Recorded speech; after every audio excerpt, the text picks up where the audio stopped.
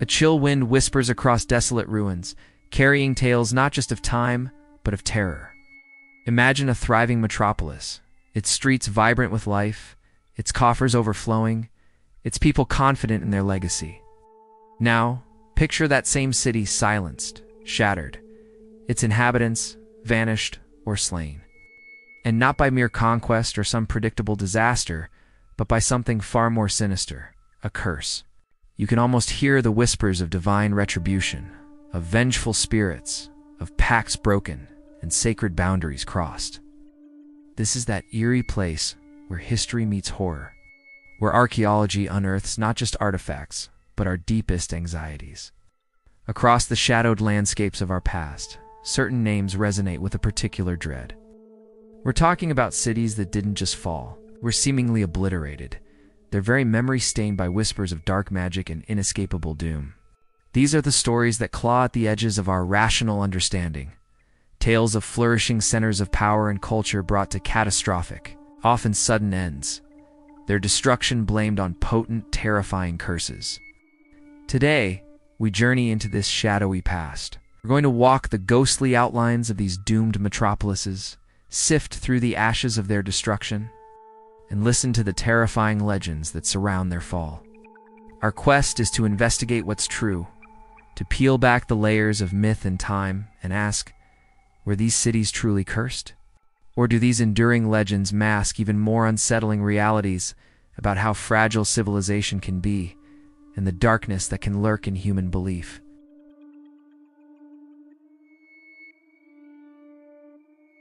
Think about this.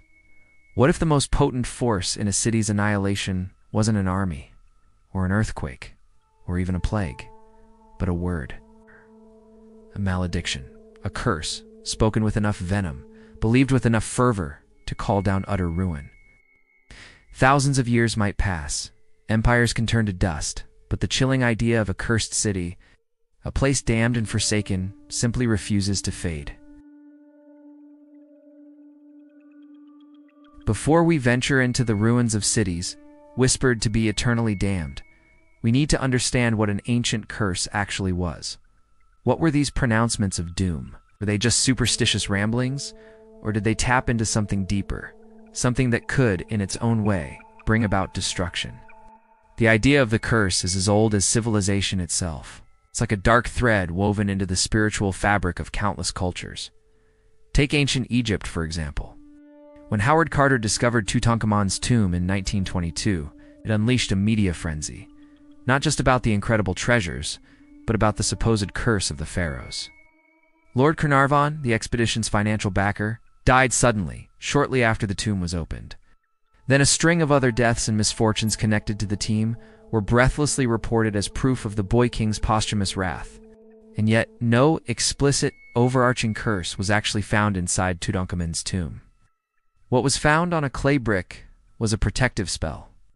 These were common in Egyptian burials, designed to deter grave robbers and protect the sacred space by appealing to divine justice, not to unleash some mystical evil on future archaeologists. Protective inscriptions in other tombs were pretty explicit, warning of divine punishment for anyone who'd violate their sanctity.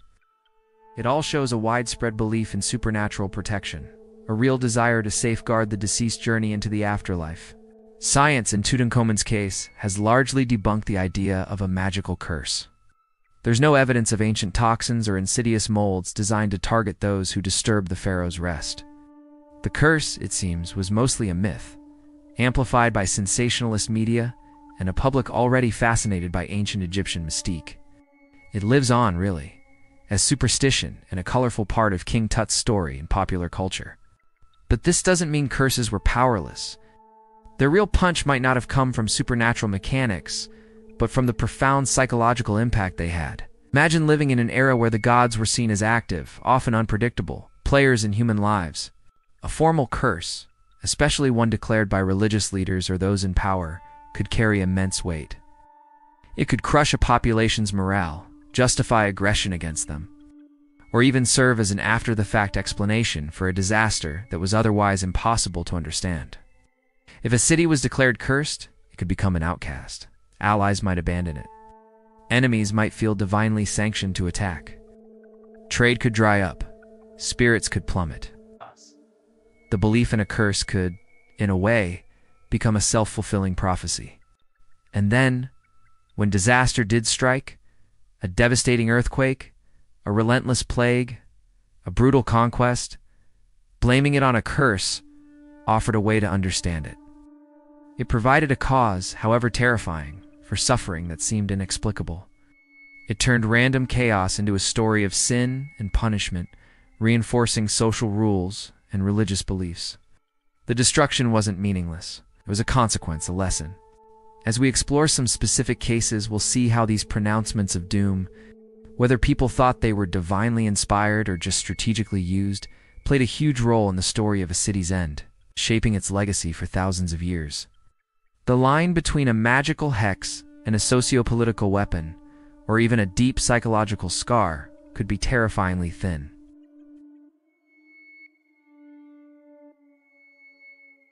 Few cities in antiquity bring to mind such a gut-wrenching image of total annihilation as Carthage. For centuries, this Phoenician colony, which grew into a maritime superpower, was Rome's most formidable rival. It was a jewel on the North African coast, commanding vast trade networks and a powerful navy. Its harbors teemed with ships, its markets bustled with merchants from all over the known world. Its armies, famously led by Hannibal, had dared to bring Rome itself to the very brink of collapse. But Carthage's glory wasn't to last. Its memory was systematically and brutally erased, culminating in a destruction so total that it fueled legends of a curse meant to ensure it would remain desolate forever. The lifeblood of Carthaginian power was its strategic location and its skill in trade. It's founded, as tradition tells us, by the Phoenician queen Dido in the 9th century BCE. It grew from a simple trading post into an empire. Its people were famous sailors, explorers, and traders, but in the eyes of their Roman enemies, they were also cruel and treacherous. This rivalry festered and then exploded into 3 devastating wars, known as the Punic Wars. Spanning over a century, from 264 to 146 BCE, these weren't just minor border disputes. They were titanic struggles for control of the Mediterranean world, fought with breathtaking savagery on both land and sea. It's in the aftermath of the Third Punic War that the legend of Carthage's curse really takes hold. After a grueling 3-year siege, the Roman general Scipio, Miliano's grandson by adoption of the famous Scipio Africanus, who had defeated Hannibal, finally breached Carthage's formidable defenses in 146 BCE. What followed wasn't just a conquest. It was a calculated obliteration.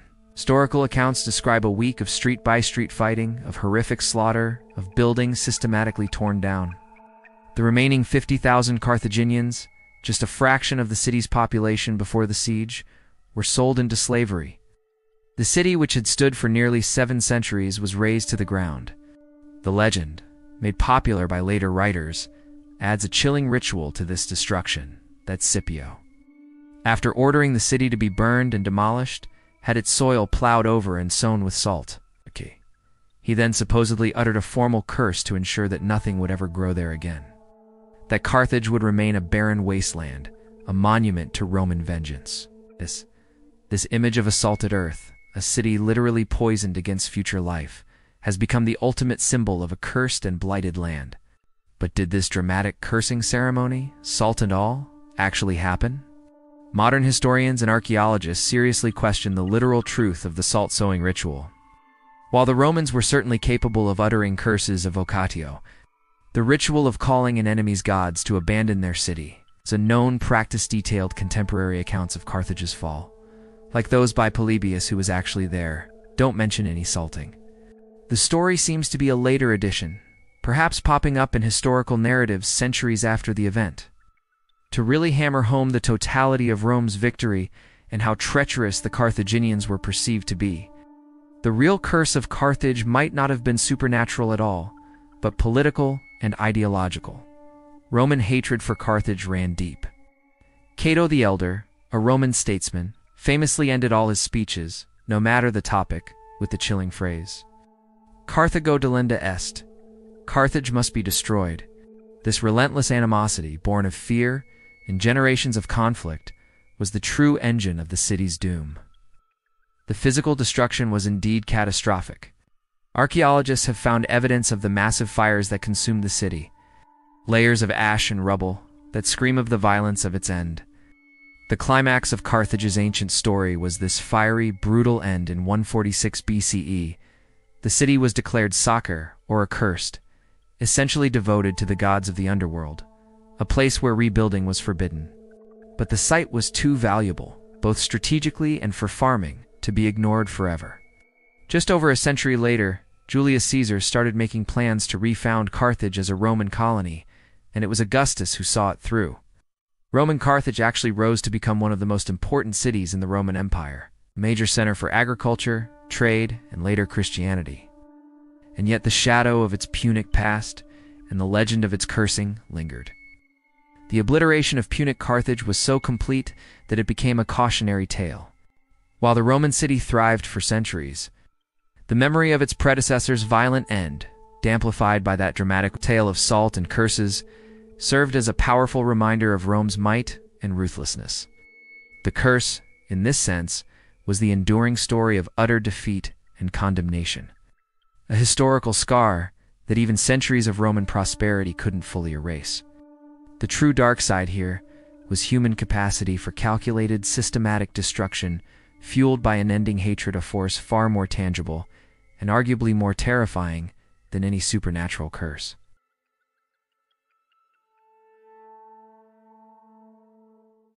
Deep beneath the coastal plains of Greece's Peloponnese Peninsula lies the ghost of a city that vanished in a single, horrifying night. This was hell-like. Once a flourishing and important city-state of ancient Achaea, a leading member of the First Achaean League, and a revered center for worshipping Poseidon, the Earthshaker, the god of the sea. Its fate, a sudden and complete obliteration in the winter of 373 BCE, wasn't a slow decline or a forgotten abandonment. It was a cataclysm so profound that it echoed through antiquity as a stark warning of divine wrath. A city swallowed whole, supposedly by the very god it honored. It was a big deal. It had a renowned sanctuary dedicated to Poseidon Heliconios, which attracted pilgrims and brought prestige. Its coins, its role in founding colonies, and its leadership in the Achaean League all point to a vibrant and influential city. Ancient writers, including Pausanias, Strabo, and Diodorus Siculus, tell its story and its dreadful end. They speak of a city that in its prosperity perhaps grew arrogant, committing acts of sacrilege or hubris that lit the fuse of Poseidon's fury. The specific scenes that supposedly brought on this divine retribution vary in the old accounts. Some say hell-like refused to give a statue of Poseidon, or maybe a model of its altar, to Ionian colonists. Others claim its citizens even killed Ionian supplicants who had sought refuge in Poseidon's sanctuary, a terrible violation of sacred law. Whatever the alleged cause, the legendary consequence was clear. Poseidon, enraged, struck the city with his terrible power. The accounts describe a sequence of terrifying events. Ominous signs were said to have appeared before the disaster, huge pillars of fire or comets. Then, on that fateful winter night, a catastrophic earthquake hit. But this was no ordinary tremor.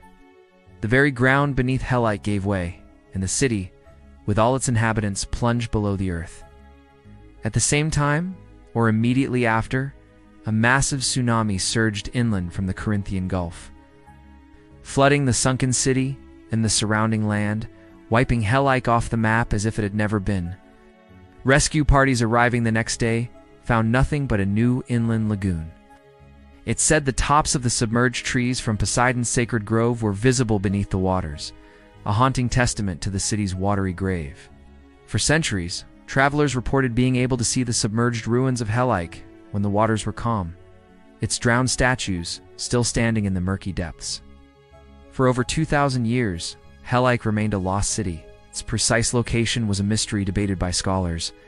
Its story, a chilling blend of historical catastrophe and cautionary myth. The search for Hellike became a kind of archaeological holy grail in Greece. Then, in the late 20th century, things started to change. Archaeologist Dora Katsanopoulos, convinced the ancient accounts held literal truth, but that the lagoon was likely an inland one formed by soil liquefaction, began systematic searches.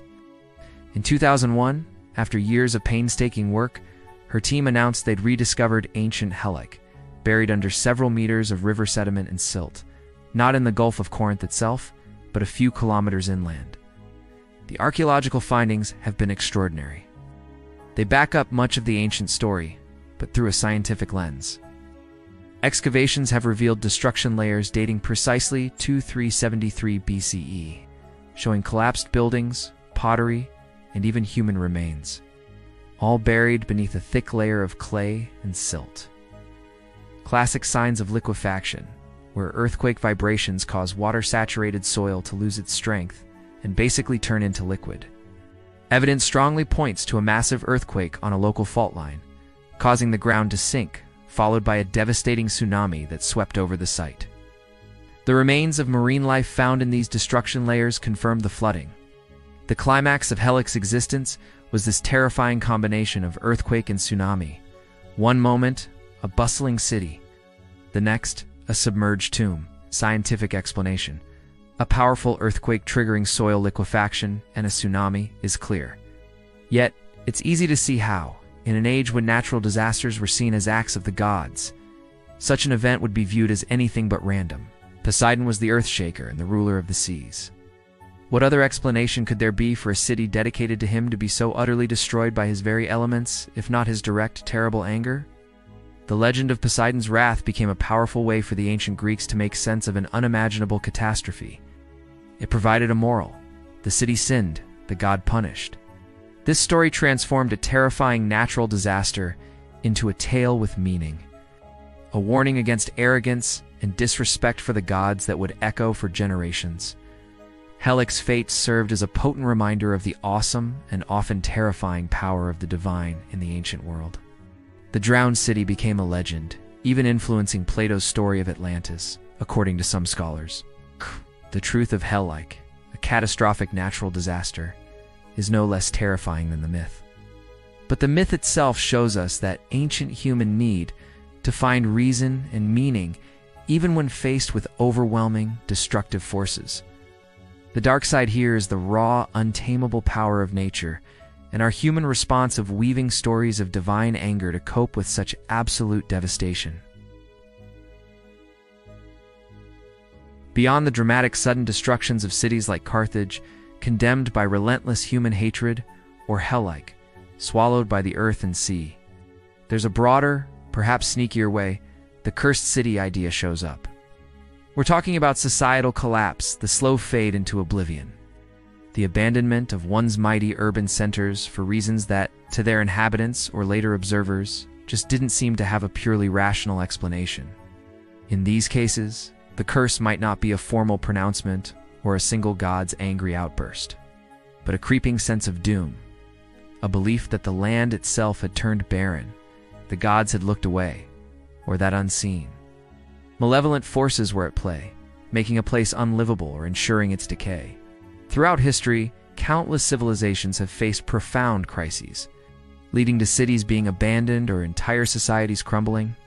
Plagues, widespread destruction, and societal collapses were often chalked up to supernatural wrath or curses. This wasn't always about a specific witch's hex or a pharaoh's inscribed warning.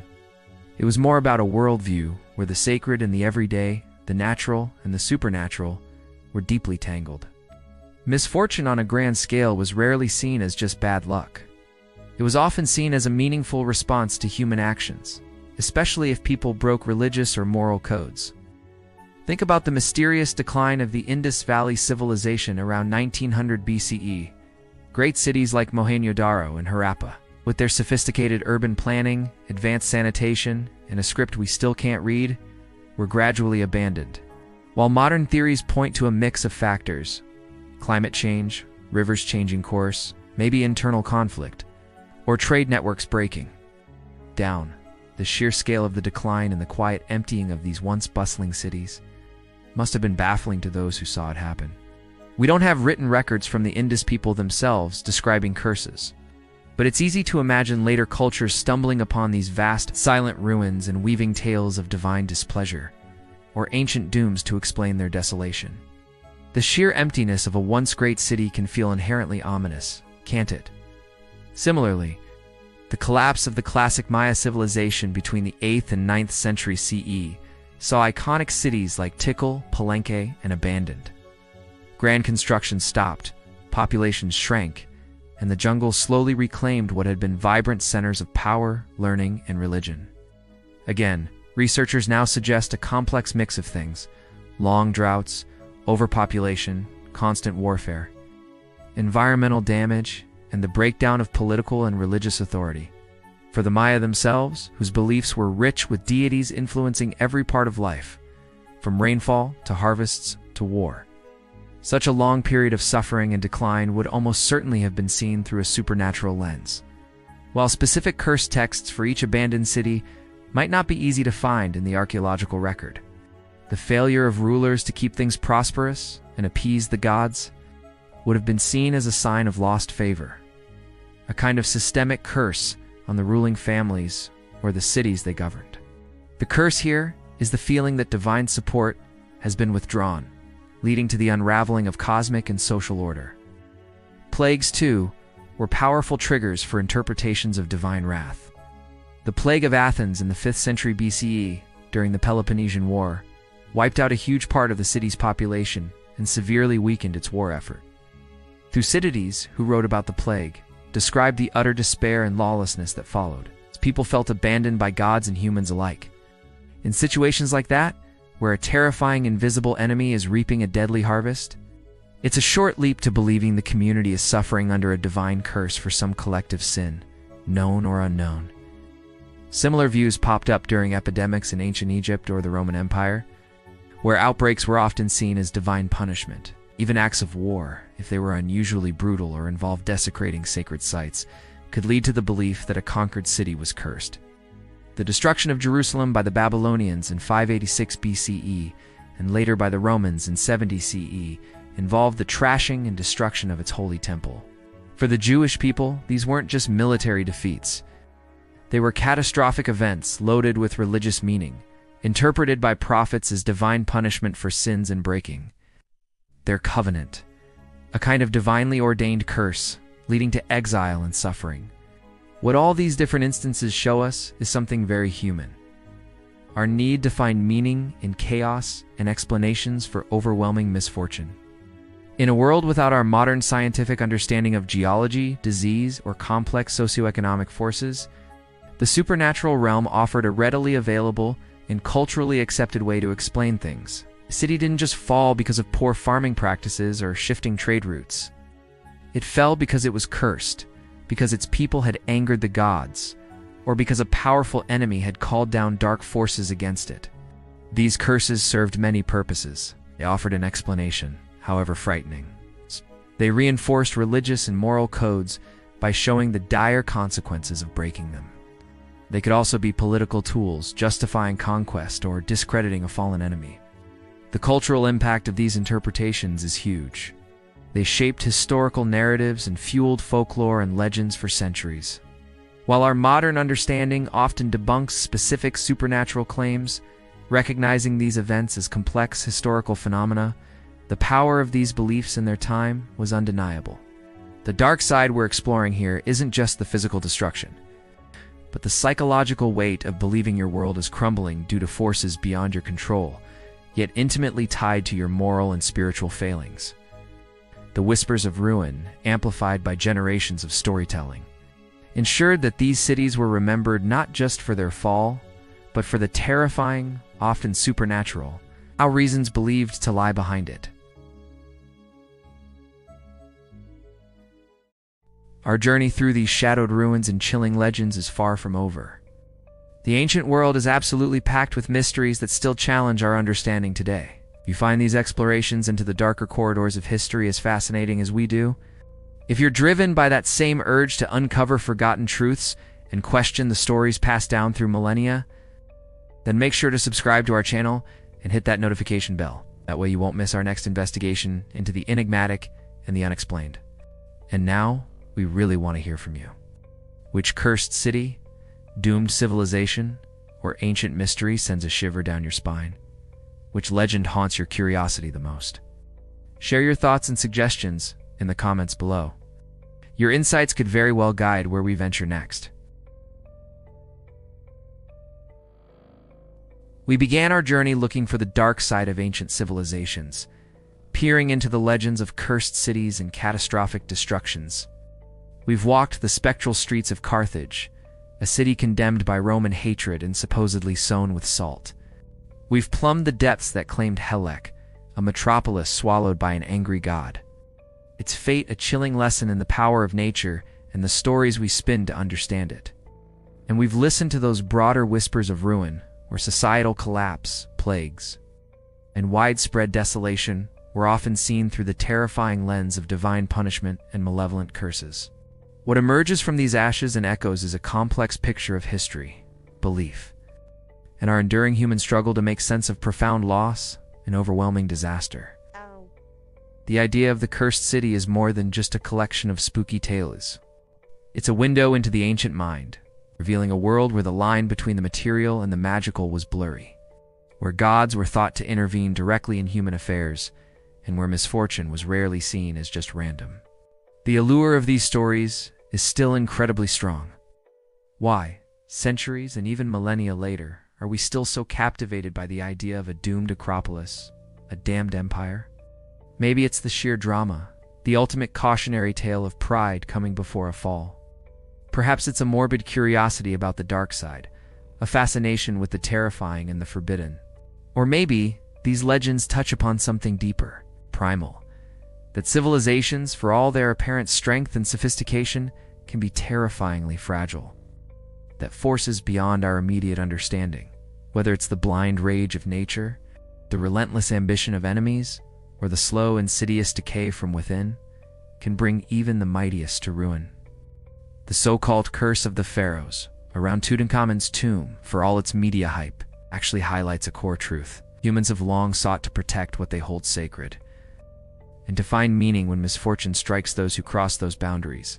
While scientific inquiry has often debunked the supernatural claims, showing that many victims of such curses died from understandable, natural causes, the legend itself persists as a powerful cultural artifact.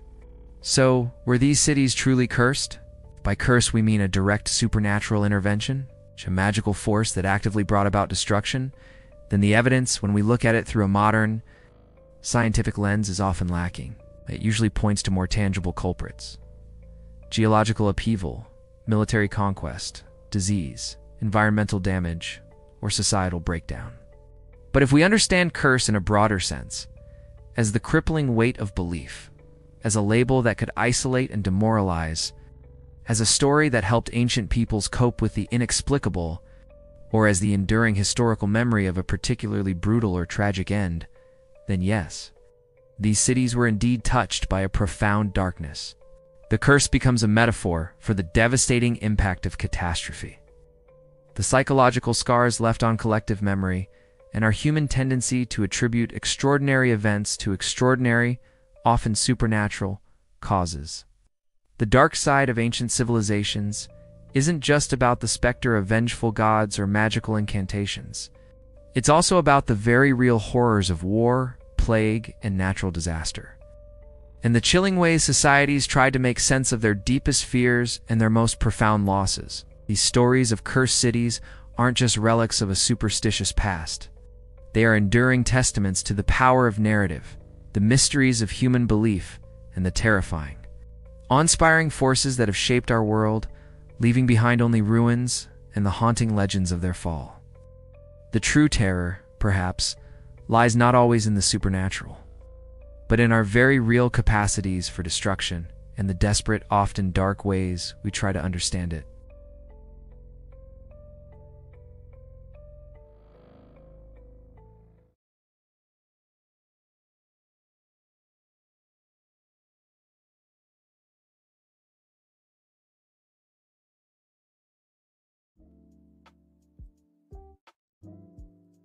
Take a look around.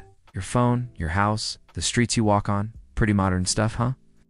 Well, what if I told you a lot of it isn't really that new? What if the blueprint for your daily life, the very programming of your world, was actually written thousands of years ago by civilizations that are now just dust? And that without their ancient smarts, a ton of what you use every day just wouldn't be here. Hey everyone, welcome. Today, We're peeling back the layers of time to reveal something pretty mind-blowing. Ancient technologies. These aren't just dusty old relics. These are ingenious breakthroughs from way back when that are still a huge part of your world today. I'm not talking about small influences here and there. I mean the core ideas, the incredible engineering, and the big brain moments that still shape how we build things, how we think, how we talk to each other, and even how our societies work. You might be surprised to find out that the brilliant minds of ancient times solved problems so darn well that their solutions, deep down, are still our solutions. From the concrete beneath your feet to the digital logic worry in your devices, the echoes of ancient innovation are absolutely everywhere. So, we're going on a journey to uncover these hidden connections. We'll see how Roman engineers, Egyptian builders, Greek mathematicians, and Mesopotamian innovators really set the stage for the 21st century. Get ready to see your world in a completely new, ancient light. The legacy they left isn't just tucked away in museums. It's woven into your everyday life. It's easy to glance at a skyscraper, a massive city, or a complex highway and think, wow, modern engineering is amazing. And you know, in many ways, it absolutely is. But if you dig just a little deeper, you'll find that the bedrock of these structures, the very principles that let them exist, often stretch back thousands of years. Ancient engineers weren't just piling stones. They were developing some seriously sophisticated techniques and materials that were, frankly, way ahead of their time. Let's check out some of these foundational engineering feats.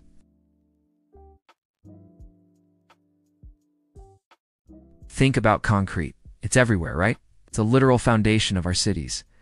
But did you know the Romans were concrete masters? They whipped up a version so tough that buildings like the Pantheon, with its huge unreinforced concrete dome, are still standing proud after nearly 2,000 years. This isn't just some quirky historical fact. It's proof of an incredible achievement in material science. Roman concrete, or opus cementatium as they called it, was a game changer. Unlike the modern Portland cement-based concrete we use, the Romans often used volcanic ash, especially from places like Pozzuoli, mixed with lime. This mix had some amazing properties. One of the most mind-boggling things is its ability to actually get stronger over time, especially when it's up against harsh conditions like seawater. Modern research has shown that when seawater meets Roman concretes, volcanic ash, and lime, it forms a rare, super-stable mineral called aluminous tobamorite. This crystal structure makes the concrete more resistant to cracks, and whereas salt water seeps through it. Meanwhile, modern concrete structures in the sea can fall apart in just a few decades. The Colosseum, tons of bridges, aqueducts, and harbors built with this stuff, are living proof of its incredible lifespan. So how does this ancient tech shape your world? Well, for starters, the fact that these structures are still around gives modern engineers a benchmark and a whole lot of inspiration. Scientists are actually studying the chemistry of Roman concrete, hoping to copy its long life and self-healing tricks for today's projects. Imagine roads and bridges that last for centuries with barely any repairs, or buildings that stand up better to coastal erosion. The hunt for greener and tougher building materials today often leads back to Roman ingenuity, our understanding of pozzolanic reactions, and how to make hydraulic cements was revolutionary. While our formulas have changed, the basic idea of creating artificial rock, which the Romans pioneered and nailed, is behind almost every construction project you see, from your office building to the dams that give us power. Their cost-effectiveness, using local stuff like volcanic ash, also teaches us a thing or two for today's green building efforts. The Romans didn't just build buildings, they engineered a legacy of toughness that still shows us how to build strong, lasting foundations for our own civilization.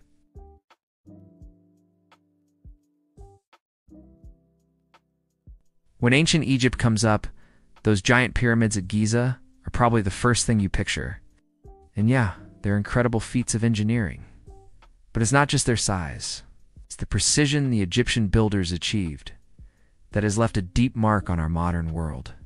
Thousands of years before laser levels and fancy digital tools, the Egyptians developed and used surprisingly accurate measuring and alignment gear. Take the plumb bob, a simple weight on a string. The Egyptians used this to get perfect vertical lines, which is pretty fundamental for any stable building. They also used A-frame levels, with a plumb line, to find horizontal planes with amazing accuracy.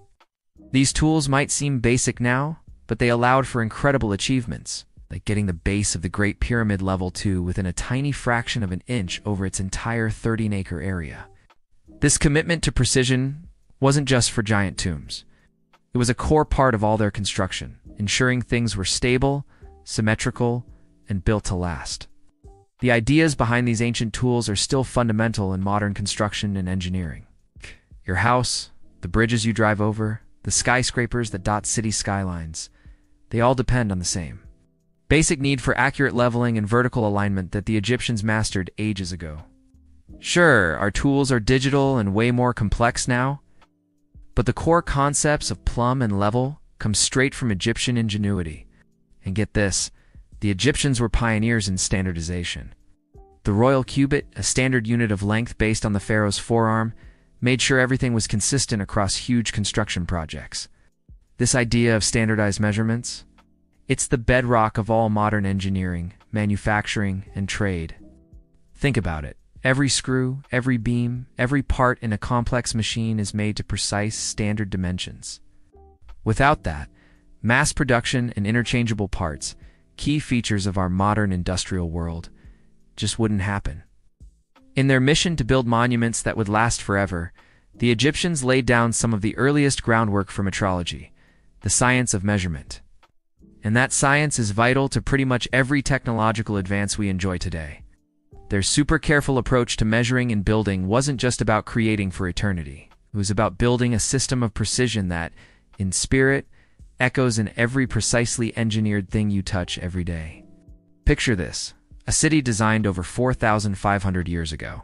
It has streets laid out in a perfect grid, super advanced drainage and sanitation systems, different zones for different activities. Sounds like some futuristic utopia, right? Nope. That's a description of cities like Mohenjo-Daro and Harappa in the Indus Valley civilization, which was thriving around 3,300 to 1,300 BCE. Their city planning was so ahead of its time, it still influences how we design and live in cities today. The most striking thing was the grid layout. Main streets ran north-south and east-west, crossing at right angles, creating neat city blocks. This wasn't some accident. It was a deliberate design that made it easier to get around, trade, and deliver services efficiently. Look at many modern cities, New York or Chandigarh in India. They use the same basic principle for a reason. It works. Ease with which you can navigate many city centers. That's a direct inheritance from this ancient planning wisdom.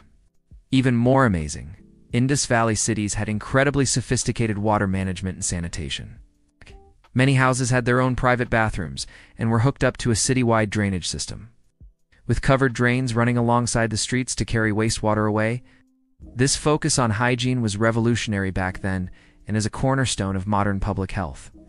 The effective waste management and sewer systems in our cities today can trace their conceptual roots right back to these ancient innovators, who got how important sanitation was for a healthy city.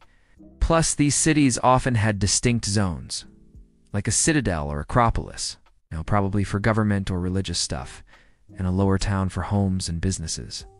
This idea of zoning, setting aside specific areas for particular functions, is a fundamental tool in modern urban planning. It helps organize cities, manage growth, and make sure residential areas are separate from industrial or commercial ones for safety and a better quality of life.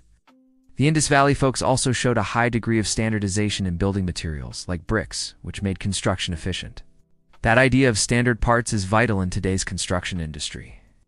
Public spaces like the Great Bath of Mohenjo-Daro suggest they understood the need for communal areas, a principle still super important in designing livable cities with parks and community centers.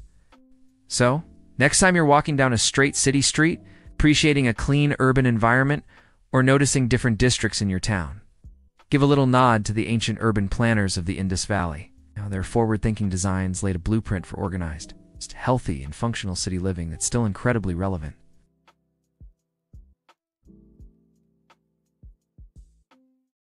All roads lead to Rome. It's a famous saying for a very good reason.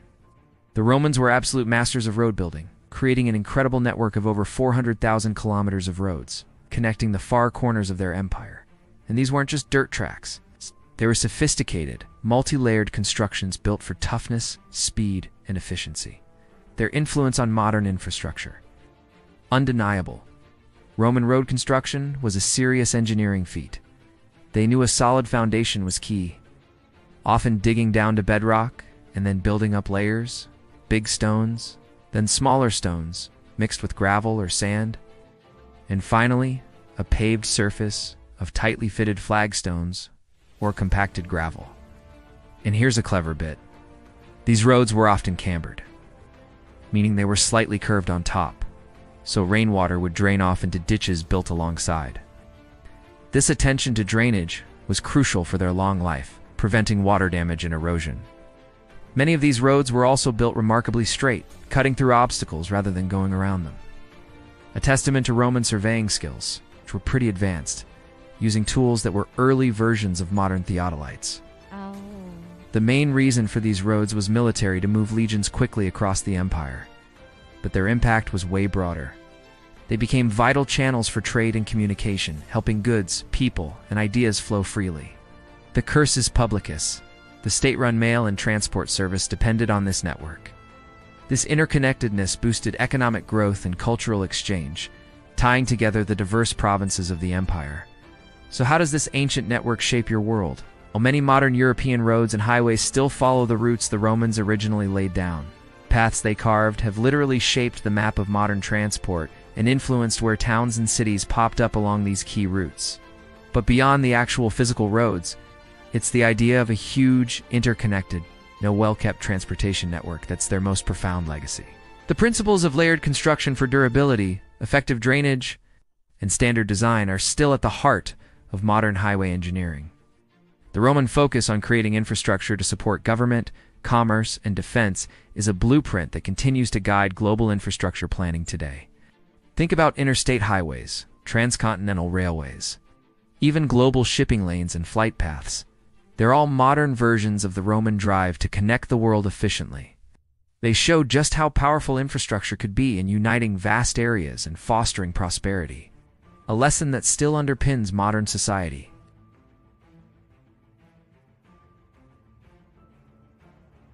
We often link cutting-edge tech with super complex algorithms and fancy scientific principles. But where did these ideas even come from?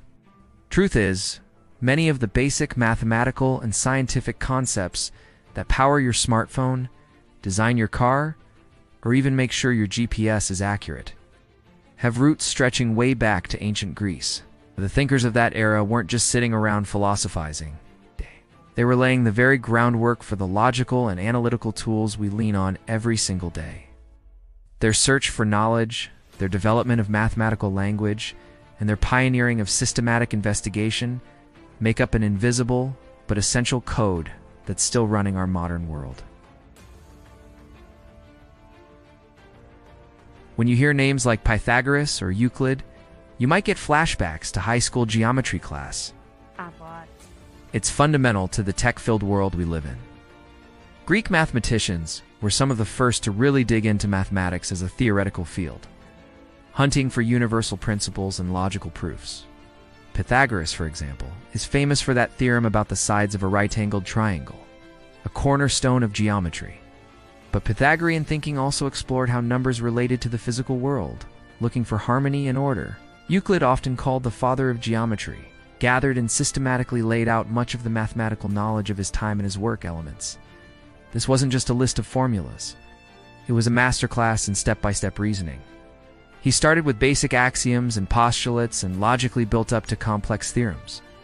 This strict approach to proof and logical structure laid the foundations for modern mathematical thought, and interestingly, it's mirrored in how computer algorithms are designed and checked today. How does this ancient Greek algorithm run in your pocket?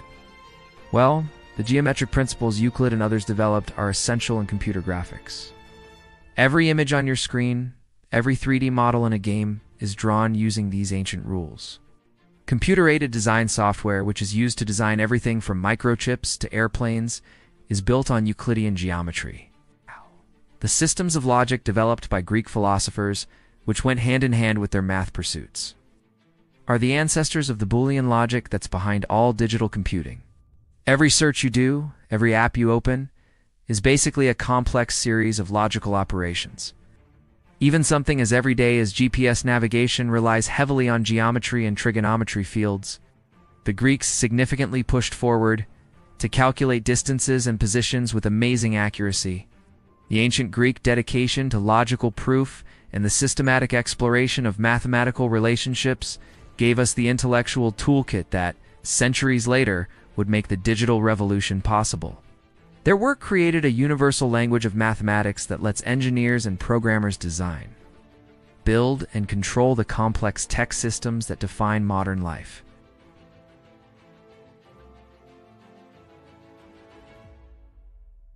Archimedes of Syracuse was one of antiquity's brightest sparks, a mathematician, physicist, engineer, and inventor. His contributions were so significant that many of his principles are still actively used in modern engineering and tech. He famously said, "Give me a place to stand, and I will move the earth."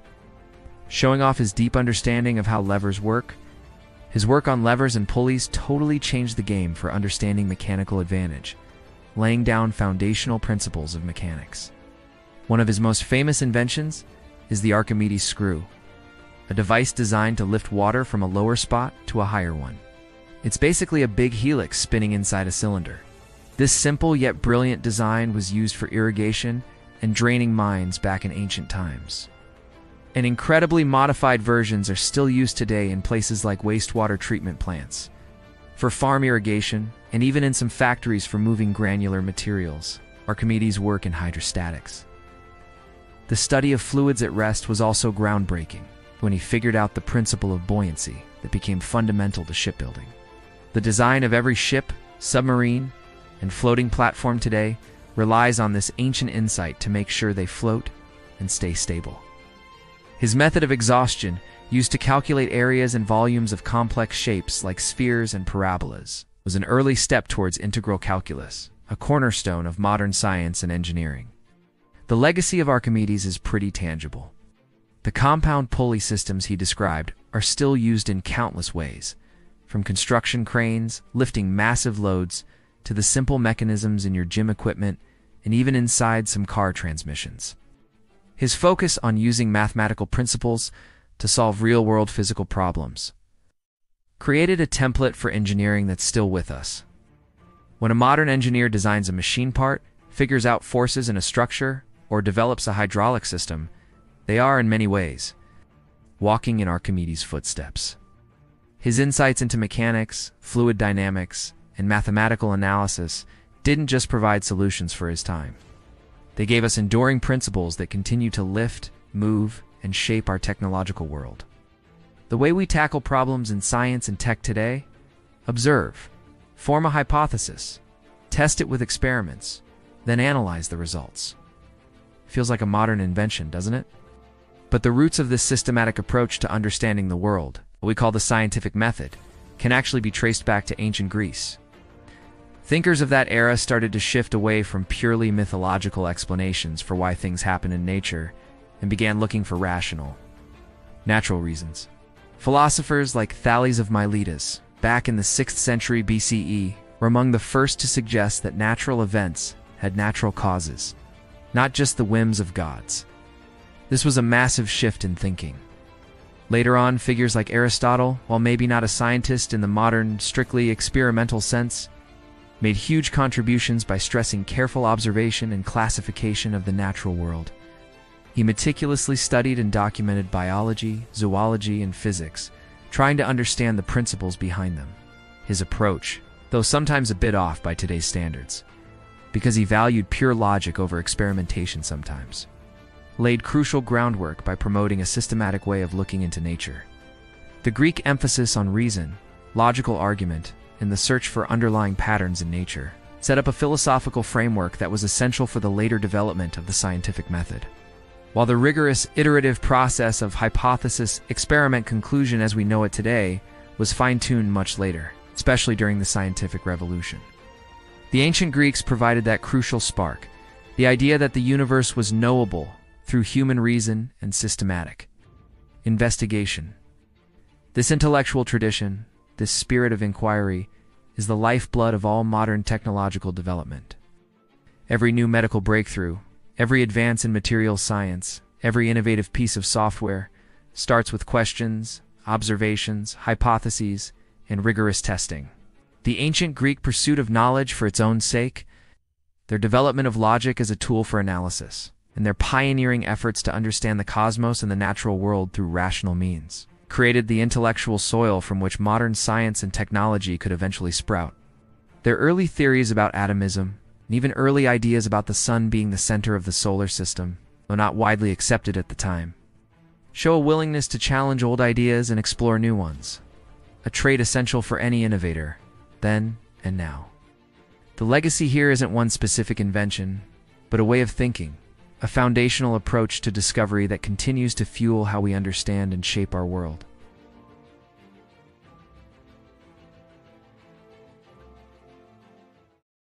Civilizations, whether ancient or modern, all face some basic challenges: getting enough food, managing precious water, and organizing time. The ingenuity that ancient societies showed in tackling these very practical problems has left a lasting mark. Their solutions were often so effective and based on such solid principles that they continue to inform and inspire how we deal with these critical needs today. From lush fields and dry lands to the precise scheduling of our digital lives, the echoes of ancient resourcefulness are surprisingly loud. Water is life. For any large-scale civilization to really thrive, especially in tough climates, managing water effectively is a huge deal. Two ancient civilizations, Mesopotamia and Rome, developed incredibly sophisticated systems for water control and distribution that were revolutionary for their time and still offer us valuable lessons. Mesopotamia, the land between the rivers, had to deal with both seasonal flooding and super dry conditions. As early as 6000 BCE, the Sumerians started building complex networks of irrigation canals, levees, and reservoirs. These systems let them control floodwaters, divert river water to their fields, and turn dry landscapes into fertile farming areas, allowing for large-scale agriculture and supporting big populations.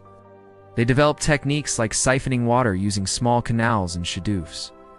Later, larger, state-organized canal networks popped up, showing off sophisticated planning and cooperation between regions. Their skill in harnessing these powerful rivers laid the groundwork for sustainable farming in the region for thousands of years. The Romans, famous for their engineering skills, took water transportation to another level with their aqueducts. These amazing feats of civil engineering brought huge amounts of fresh water into cities, often from sources many kilometers away. The Aqua Appia, Rome's first major aqueduct from 312 BC. Later systems like the Aqua Virgo are proof of this. Roman aqueducts weren't just about those cool stone arches you see. Those were only part of their length. Much of the system was actually underground pipes and channels made of stone, terracotta, or concrete. They were gravity-fed systems, which meant they needed incredibly precise surveying to keep a gentle, continuous slope over vast distances, going through tunnels and across valleys on impressive bridges. This water supplied public baths, fountains, private homes, and sanitation systems, making a big difference to public health and the overall quality of life in Roman cities. The legacy of these ancient water systems is profound. Modern irrigation techniques, including canal irrigation and water diversion strategies used to boost farming in dry and semi-dry regions around the world, are direct descendants of Mesopotamian innovations. Principles of managing large river systems, controlling floods, and distributing water efficiently are still central to agricultural engineering and water resource management. Similarly, the Roman aqueduct system showed off principles of hydraulic engineering, water transport, and city water distribution that are still relevant. While modern water supply systems use different materials like concrete, cast iron, or steel pipes, and often rely on pumps, the basic idea of capturing water at a source and moving it over long distances to supply cities and farms is a direct continuation of what the Romans achieved on an epic scale. In fact, Libya's great man-made river project, a modern engineering marvel, was even inspired by Roman water distribution techniques. These ancient civilizations didn't just move water. They engineered lifelines that sustained their people and laid foundational principles for how we manage one of our most critical resources today. Being able to measure time accurately is fundamental to organizing society, coordinating activities, and pushing science forward. While we live in an age of atomic clocks and super-accurate digital timekeeping, the journey to this kind of precision started with some ingenious ancient devices. Among the most important were water clocks, also known as clepsydras, which were used by civilizations like the ancient Egyptians, Greeks, and Chinese. Early water clocks were pretty simple, often just a container that let water drip out at a roughly constant rate, with markings on the inside to show how much time had passed. However, ancient engineers and inventors kept tinkering with these devices to make them more accurate and add new features. The Greeks, for instance, developed more sophisticated water clocks. Ctesippus of Alexandria, back in the 3rd century BCE, is credited with creating water clocks that had regulatory systems to keep the water pressure constant, which meant a more even flow. Some Greek water clocks even had alarm mechanisms, effectively becoming the world's first alarm clocks. They might use dropping pebbles or an outflow of water to trigger a sound at a set time. Imagine that. A personal productivity tool from antiquity. These weren't just simple timekeepers. They were complex mechanical devices and a big step in the engineering of clocks. The development of water clocks established some really key concepts in mechanical timekeeping. They showed that time could be measured by a controlled, continuous physical process. This principle of using a regulated mechanism to track time is the conceptual ancestor of all mechanical clocks that came later, from the intricate Waitan pendulum clocks of the medieval and DTOX eras to the spring-driven clocks and watches that came before our current digital age. So, how does this ancient quest for timekeeping shape your world? The precision you expect from your digital watch, smartphone, or computer clock is the end result of a very long journey that started with these early attempts to measure time. The need to schedule meetings, coordinate transportation, run complex industrial processes, sync up global financial markets, and even program the operations inside your computer.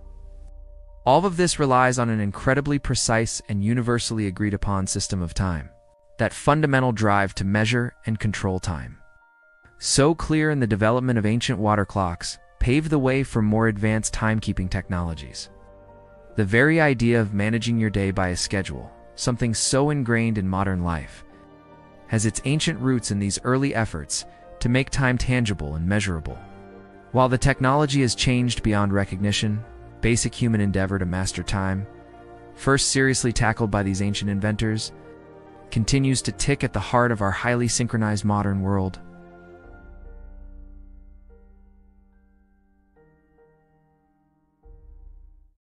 We're so used to having vast amounts of information at our fingertips. We've got databases, the internet, cloud storage, all these complex systems for collecting, organizing, and finding knowledge. But the desire to compile and manage information, that's not new. Ancient civilizations, long before silicon chips and fiber optics, wrestled with the same challenge: how to gather, organize, and preserve the ever-growing mountain of human knowledge. Their efforts actually laid the conceptual groundwork for the sophisticated information management systems we rely on today. One of the most amazing attempts to create a comprehensive library of knowledge in the ancient world was Pliny the Elder's Naturalis Historia. Finished around 77 AD, this monumental 37-book work was an ambitious project to pull together everything known at the time about the natural world, art, and human inventions. Pliny himself claimed it contained 20,000 facts, gathered from some 2,000 books by 100 different authors. It covered an astonishing range of topics: astronomy, geography, zoology, botany, mineralogy, medicine, art history, and even the customs and technologies of various cultures. Just think about the sheer scale of that task in an era without digital search tools, copy machines, or even cheap, readily available paper. Pliny, who was a Roman administrator and military commander, poured immense effort into reading, pulling out information, and organizing it into a coherent, if rather sprawling, structure. His work wasn't just a random pile of facts. He tried to categorize and cross-reference information, creating what was, in essence, one of the earliest encyclopedias and a kind of forerunner to a structured database. He carefully cited his sources, acknowledging his debt to earlier scholars.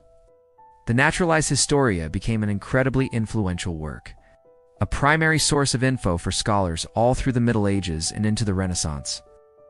Now, a lot of its science is outdated or mixed with folklore, but its real importance isn't just in what he wrote, but in his method and ambition. Pliny's systematic way of collecting, organizing, and presenting huge amounts of diverse information was an early glimpse of the principles behind modern information architecture and knowledge management systems. How does this connect to your modern world? Is that basic human drive to gather, catalog, and make accessible all of human knowledge, so clear in Pliny's work, is the same drive that fuels things like Wikipedia, massive digital libraries, and sophisticated search engines like Google. The challenges Pliny faced: information overload, checking sources, classifying stuff, and finding it again, are still relevant today, just on an exponentially larger scale. His attempt to create a comprehensive, organized collection of knowledge was an early model for how societies could manage and pass on information. The logical structuring of data, the indexing, the cross-referencing, these are all core concepts in database design and information retrieval systems today. While Pliny used scrolls and styluses, and we use servers and algorithms, that underlying goal of taming the chaotic universe of information into a usable, accessible form is a powerful, shared mission that began with ancient visionaries like him. His work shows that the need for efficient information management isn't a new thing, but an ancient drive that has spurred innovation for millennia.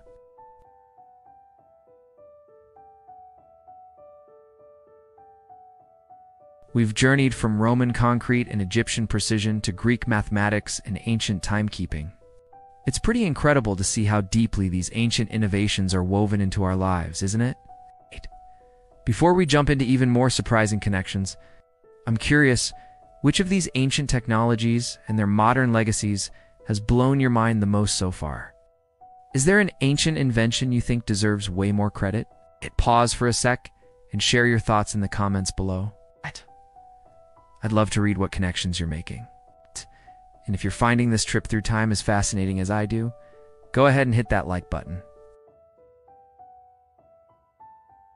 While grand structures like aqueducts and foundational concepts like geometry clearly show off the brilliance of ancient minds, there are other, perhaps less famous, technological advancements that also cast long shadows into our present. These innovations reveal a depth of ingenuity in specialized fields. From sophisticated computation to early medical practices, further highlighting how ancient problem-solving continues to resonate. Digging into these often overlooked areas can offer even more surprising insights into the ancient roots of our modern world. Discovered in a Roman-era shipwreck off the Greek island of Antikythera back in 1901. The Antikythera mechanism is one of the most mysterious and downright astonishing ancient artifacts ever found. Dating back to maybe the 2nd or 1st century BCE, this complex device, made of at least 30 intricate bronze gears, has been called the world's first known analog computer. For decades, its real purpose was a huge puzzle, but modern imaging techniques like X-ray tomography have let researchers peek inside its corroded bits and piece together its sophisticated functions. So, what did it do? The Antikythera mechanism was an incredibly advanced astronomical calculator. It could predict the positions of the sun and moon, track lunar and solar eclipses, and even model the moon's irregular orbit using a clever system of epicyclic gearing. Some evidence suggests it might have also tracked the movements of the known planets, and even shown the timing of big events like the Olympic Games. The sheer complexity of its gear trains with precisely cut teeth and differential gearing, a concept that didn't pop up again for over 1,000 years, points to an astonishing level of mechanical engineering and astronomical understanding in ancient Greece. The existence of the Antikythera mechanism totally reshapes our understanding of what ancient tech was capable of. It shows a level of miniaturization and mechanical complexity that folks previously thought was way beyond ancient civilizations. While it didn't directly lead to a continuous line of similar devices, its rediscovery and study have profound implications. It shows us that the potential for sophisticated computation and precision mechanics existed far earlier than we commonly thought. How does this shape our view of the modern world? The Antikythera mechanism is a powerful reminder that human ingenuity isn't just a recent thing. It highlights a sophisticated grasp of math, astronomy, and mechanical design that was clearly present in the ancient world. While it's not a direct ancestor of your smartphone, it embodies that same human drive to model the universe, predict its patterns, and create tools that extend our brain power. It challenges those straightforward, linear stories of technological progress and suggests there might have been other lost technologies or forgotten branches of ancient science. In a broader sense, the spirit of intricate design and the pursuit of computational accuracy seen in the Antikythera mechanism is the same spirit that drives innovation in modern computing, robotics, and precision engineering. It's a tangible link to a highly advanced technological tradition from over 2,000 years ago, testament to the timeless human quest to understand and master the complexities of the cosmos through ingenious devices.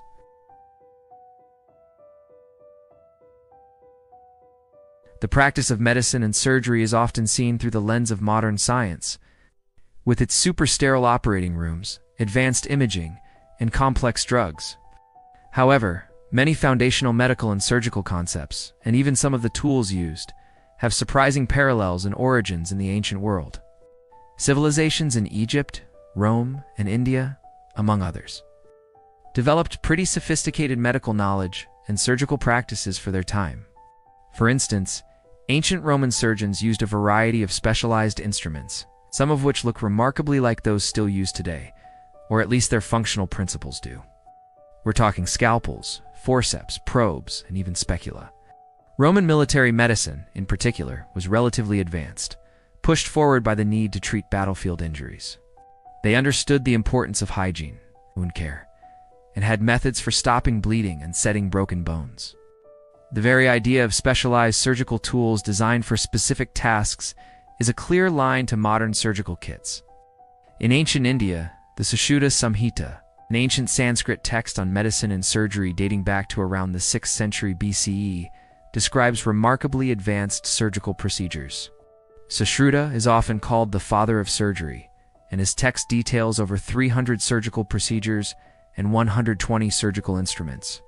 It includes descriptions of rhinoplasty, cataract surgery, treating fractures, and methods for managing wounds and removing foreign objects.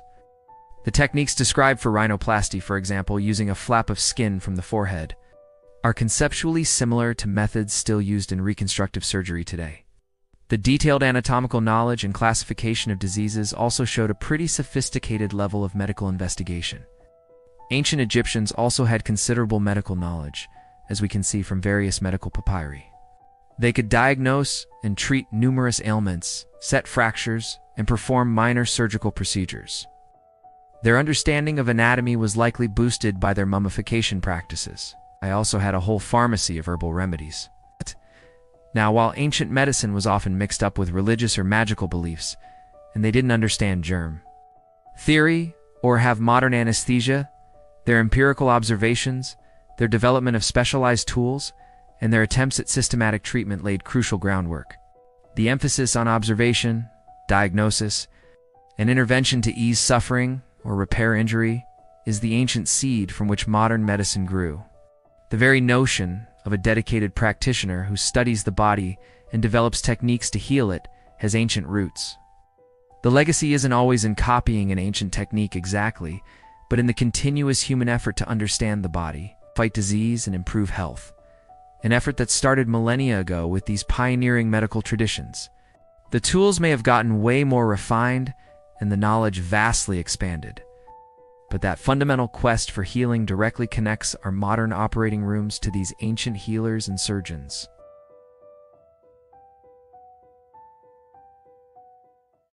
When you think of automation, you probably picture robots in factories or complex software. But the idea of creating devices that do tasks automatically without someone constantly overseeing them actually has surprisingly ancient roots, especially in Hellenistic Greece. Engineers and inventors like Ctesippus and Heron of Alexandria were pioneers in creating ingenious automated devices using principles of pneumatics, hydraulics, and mechanics. We already touched on Caecilius's water clocks, some of which had alarm mechanisms, basically the first automated alarm systems. Imagine a device that, at a preset time, would trigger an action, like dropping pebbles onto a gong or making a whistle sound by forcing water through it. This was a big step beyond just simple timekeeping. It was about creating a machine that could start an event automatically. This principle of pre-programmed automated action is fundamental to countless modern devices. From your morning alarm clock to complex industrial control systems that trigger processes based on timed inputs. Perhaps even more astonishing is Heron of Alexandria's invention of what is considered the world's first vending machine. This device was designed to dispense a set amount of holy water in temples when a coin was inserted. The mechanism was brilliant. The weight of the coin, dropped through a slot, would tip a small lever or pan. This action would momentarily open a valve, letting a measured quantity of holy water flow out. Once the coin slid off the lever, a counterweight would snap the valve shut, ready for the next customer. This ancient vending machine, though simple, has all the core principles of modern, automated retail. A coin-activated mechanism, a stored product, and a system for dispensing a measured amount. The basic concept of swapping a coin for a good or service via an automated middleman was born over 2,000 years ago.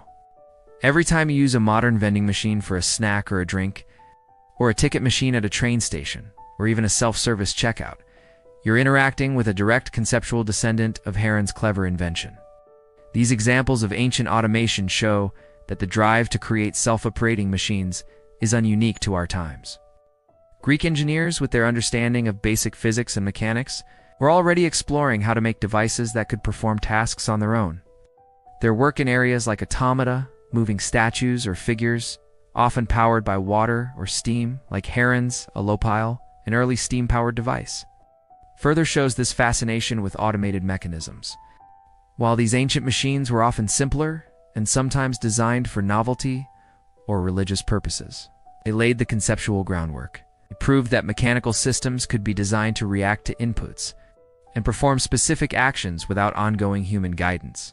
This ancient spark of automation continues to blaze brightly in our increasingly automated world, a testament to the enduring human fascination with making machines do our bidding. As we've journeyed through thousands of years from the buzzing cities of the Indus Valley to the engineering marvels of Rome, from the philosophical academies of Greece to the fertile plains of Mesopotamia, one thing becomes crystal clear. The past isn't some distant, disconnected relic. It's alive. It's woven into the very fabric of our modern lives. The ingenuity of ancient civilizations didn't just lay a few scattered paving stones. They built vast, interconnected highways that continue to guide our technological progress. The concrete that forms the skeletons of our cities echoes the enduring strength of Roman recipes. The precision with which we build and manufacture owes a huge debt to the meticulous measuring tools of the Egyptians. The organized grids of our cities reflect the visionary planning of Harappan architects. The roads and networks that connect our globalized world are a modern version of the vast Roman system that first tied distant lands together. The logical algorithms powering our digital age find their conceptual beginnings in the rigorous mathematics of ancient Greece. The machines that lift our burdens and power our industries run on mechanical principles, understood and harnessed by geniuses like Archimedes. The scientific method itself, our main tool for discovery and innovation, was sparked by that ancient quest for rational understanding. The lifelines of water sustaining our farms and cities draw from the wisdom of Mesopotamian and Roman hydraulic engineers. Even the way we organize and access huge amounts of information or automate simple tasks has ancient roots. The technological achievements of these ancient societies weren't just impressive for their time, they were foundational. They solved fundamental human problems with such elegance and insight that their solutions have traveled through centuries, adapted and built upon, but rarely entirely replaced in their core idea. Realizing this profound legacy does more than just satisfy historical curiosity. It reminds us that innovation is a continuous, ongoing process, with each generation building on the knowledge and achievements of those who came before. The modern world, in all its technological glory, stands firmly on the shoulders of these ancient giants. Their tech isn't just history. It is, in countless unseen ways, still shaping your world every single day.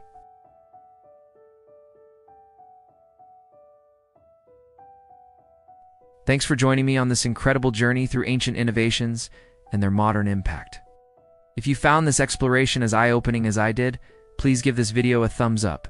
It really helps the channel. And if you haven't already, think about subscribing and hitting that notification bell so you don't miss out on future explorations into the fascinating connections between the past, present, and future.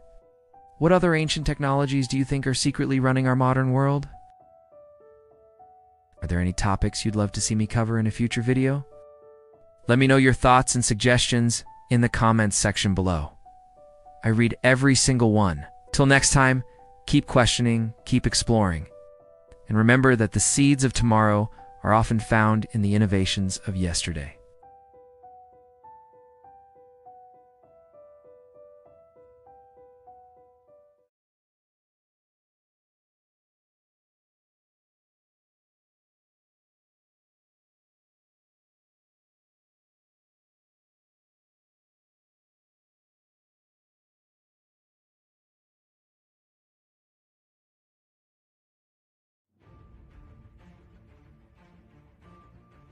What if the maps of old, the histories you've learned, are missing some of the biggest players? What if truly colossal powers, civilizations that literally shaped continents and commanded legions, have been, well, systematically forgotten? Picture this. Empires that rivaled Rome or Egypt in their prime, now just footnotes in history books. Their incredible stories deliberately hidden, their monumental achievements buried, not just by time and sand, but by the way history itself has been written. We're not talking about small tribes or tiny city-states here. We're talking about superpowers.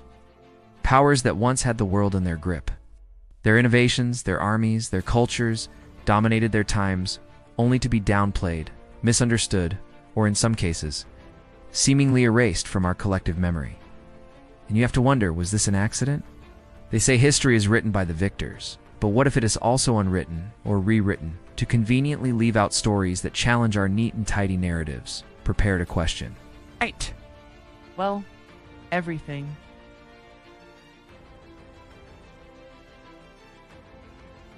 Tonight, we're launching an investigation, a journey deep into the shadows of the past. We're going to unearth the stories of 10 such ancient superpowers. Genuine global titans. Their names might not echo in classrooms anymore, but their legacies, however faint, still whisper to us from crumbling ruins and forgotten texts. These aren't just lost civilizations that simply faded away. Oh no, these were empires whose influence was so profound, their power so immense, that their near disappearance from our common understanding of history makes you ask, was it just the relentless march of time, or were there forces that actively tried to erase them? We'll sift through the archaeological dust, decode the cryptic clues, piece together the fragments of their once glorious existence. What secrets did they hold? What incredible technologies did they master? And the biggest question of all, why did history try so hard to make us forget them? Join us as we bring these lost worlds, these forgotten Goliaths, back into the light. Our investigation starts right now. Our first forgotten superpower takes us to the Horn of Africa, to a realm that, back in the 3rd century CE, was considered one of the 4 great powers of the world, right up there with Rome, Persia, and China. This was the Kingdom of Aksum, centered in modern-day Ethiopia and Eritrea. Yet how many of us today can speak of its might with the same familiarity as people did back then? The real mystery of Aksum isn't just why it declined, but why its spotlight in history seems to have dimmed so much. Here was an empire that commanded the bustling trade routes between the Roman Empire and ancient India, a vital artery of global commerce. Aksum was exporting gold, ivory, emeralds, and tortoise shells, while importing silks and spices. Its port city, Agilis, was a true cosmopolitan hub, its markets alive with a multitude of languages. Aksum even developed its own unique script, Ge'ez, which is still used in the Ethiopian Orthodox Tewahedo Church today. a living testament to its cultural sophistication. They minted their own money, gold, silver, and bronze coins showing their rulers. And, significantly, they were among the first in the world to feature Christian crosses on their coins, even before the Byzantine Empire did something similar. In fact, under King Azana in the 4th century CE, Aksum became one of the very first empires to adopt Christianity as its state religion, profoundly shaping the religious landscape of Africa for centuries to come. So why the fade from global memory? Aksum's power was undeniable. They built incredible, steely, massive granite obelisks, marking royal tombs. The largest one, if it hadn't fractured, would have stood 33 meters high. That's an engineering marvel of the ancient world. These weren't just fancy gravestones. They were symbols of power, like multi-storied palaces carved from stone. Aksum even stretched its influence across the Red Sea into Arabia, engaging in military campaigns and political alliances that sent ripples across the region. The erasure of Aksum from our common history books is a complex story, woven from several threads. The rise of Islam in the 7th century dramatically shifted trade in the Red Sea. While Aksum initially had good relations with early Muslims, even giving refuge to Muhammad's followers, the later Arab conquests gradually isolated Aksum economically. Its lifeblood, maritime trade, began to dry up. Environmental factors also played a huge part. Centuries of intensive farming to support a large population led to serious soil erosion and deforestation, especially after 650 CE, weakening the kingdom from within. The capital city, Aksum itself, was eventually abandoned as people were forced to move further inland for safety and resources. What followed was a period often called a Dark Age. 4. Aksum. Its final centuries are shrouded in uncertainty, before it finally collapsed around 960 CE, while internal strife and economic decline were the main culprits. The rise of other powers and the shift in global focus away from the Red Sea routes meant Aksum's story became increasingly sidelined in Western historical accounts. Its unique African Christian identity, so different from European Christianity, perhaps also led to it being othered and then neglected in stories that centered on Greco-Roman and European achievements. And yet, the whispers of Aksum's legacy are impossible to ignore. The Ethiopian Orthodox Church stands as a powerful continuation of its traditions. The GS script endures. And the Great Stele, though some have fallen, and one was even looted and taken to Rome before finally being returned, still pierce the Ethiopian sky. Silent witnesses to a superpower history almost forgot. The ongoing discovery and study of sites like Beta Samadhi continued to reveal just how advanced and sophisticated Aksumite civilization was, slowly pulling this African titan from the encroaching shadows. Aksum's story is a potent reminder that our understanding of ancient power is way off. If we do acknowledge the giants who thrived beyond the familiar borders of Europe and the Near East. Now, imagine a civilization building pyramids and complex cities not just before the Inca or the Maya, but even before the famous pyramids of Giza were stabbing the Egyptian sky. Come with us to the arid coastal plains of Peru. Here, between 3000 and 1800 BCE, the Norte Chico civilization, also known as Carol Soup, rose as the America's very first urban society. This is a titan whose story completely rewrites our timelines of civilization. The enigma of Norte Chico is how it took such an unconventional path to becoming so complex. For decades, the very idea of such an early, sophisticated society in South America was doubted. Its monumental structures were often misidentified or just misunderstood. You see, standard markers of early civilizations, things like pottery, intricate art traditions, were noticeably absent in early Norte Chico sites. This led many to overlook or seriously underestimate what they'd achieved. How could a civilization build massive stone pyramids, complex irrigation systems, and large ceremonial plazas without these supposedly essential items? This deviation from the standard civilization checklist might be why it stayed in obscurity for so long in wider historical narratives.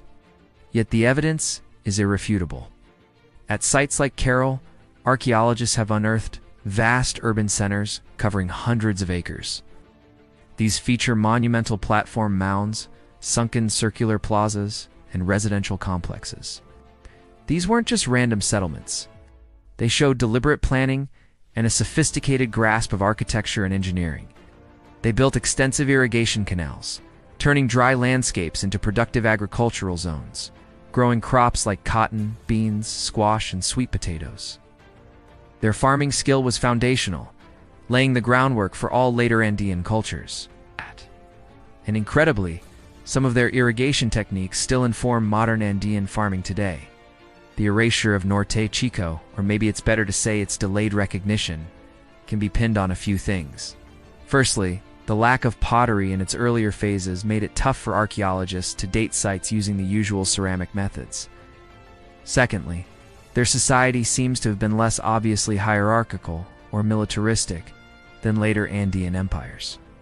They didn't leave behind grand royal tombs stuffed with gold or weapons that often grab public and scholarly attention. Their power, it seems, was rooted more in religious ideology, community labor, and the control of farming surpluses and trade networks that stretched from the coast to the highlands. Plus, early American archaeology often focused on the more visually spectacular and later civilizations like the Maya and Inca. The subtle grandeur of Norte Chico's earth and stone mounds needed a different kind of appreciation and much more intensive investigation to reveal its true scale and importance. The story of American prehistory was already being written when the full significance of Norte Chico began to emerge, forcing a major rewrite of established timelines, a process that's still going on. The whispers of Norte Chico's legacy are profound, even if who their direct descendants are remains a research question. They show an entirely independent path to urbanism and societal complexity, one that prioritized community projects and clever environmental adaptation. The quipu, that system of knotted strings used for record keeping, famously associated with the Inca, might have its origins or earliest developments in the Norte Chico period. That suggests a long continuity of Andean intellectual traditions. Their emphasis on large-scale ceremonial architecture points to a powerful and unifying religious system that could mobilize huge amounts of labor. The ongoing research at Carroll and other Norte Chico sites is continuously peeling back the layers of this ancient superpower. It wasn't erased by conquest in the dramatic way some empires were, but rather faded from view, overshadowed by its more showy successors, and, let's be honest, the biases of historical inquiry. The story of Norte Chico makes us broaden our definition of civilization and recognize the diverse paths humanity has taken to create complex societies. It's a stark reminder that some of the most foundational chapters in human history may still be waiting just beneath the surface, ready to rewrite what we thought we knew.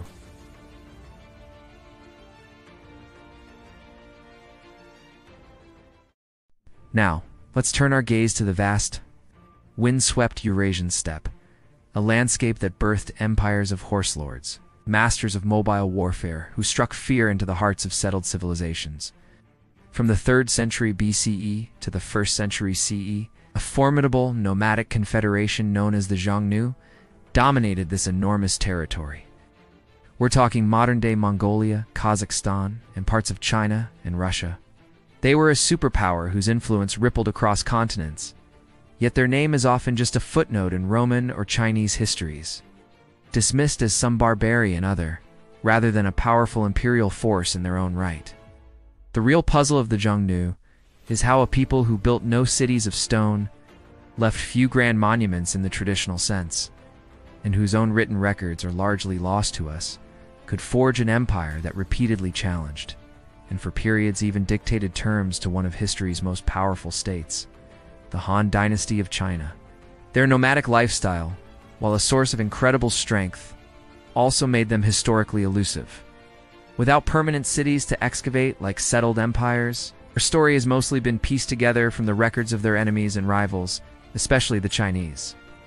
The Xiongnu weren't a single unified group, but a skillful confederation of various nomadic tribes, brought together under leaders like the legendary Modu Chenyu, who rose to power around 209 BCE. Their strength, their cavalry swift, deadly horse archers who could appear as if from nowhere, strike and vanish back into the steppes. This military prowess let them control crucial sections of the burgeoning Silk Road, demanding tribute and regulating trade. They developed a surprisingly sophisticated political structure, with a hierarchical system headed by the Chanyu, and a clear organization for their military forces. The erasure, or more accurately, the marginalization of the Xiongnu in popular history comes down to a few things. Firstly, being a nomadic empire meant they didn't leave behind the kind of monumental architecture that often screams greatness in historical memory. Their wealth was mobile in herds, in control of trade routes, in tribute, not in grand palaces or temples that archaeologists could easily find later. Secondly, as mentioned, our main written sources are from the Han Chinese. And let's face it, they saw the Xiongnu as formidable enemies, but ultimately as barbarians outside the civilized Chinese world.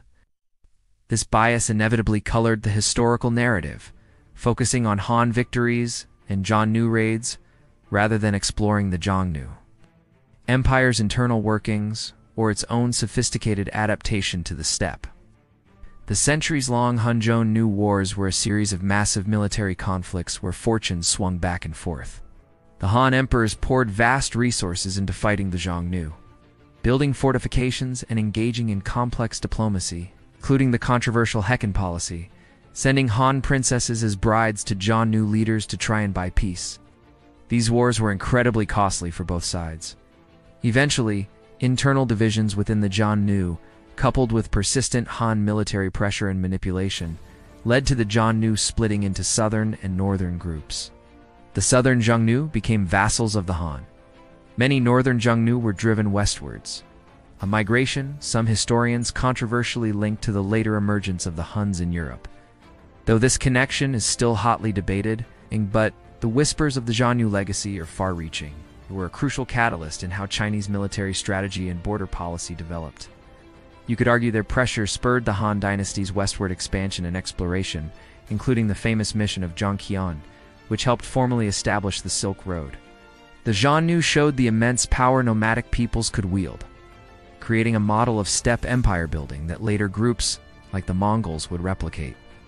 Though their own voice is largely silent, their impact on the geopolitical map of ancient Eurasia was profound. They weren't just raiders on the fringe. They were a superpower that shaped the destiny of nations. They're a vital, if often overlooked, piece in the puzzle of global ancient history, and their story deserves to be told on its own terms, not just as a sideshow to the empires they fought. The Xiongnu remind us that empires don't always build in stone. Sometimes they rule from the saddle, their dominion written on the wind and the vast open land.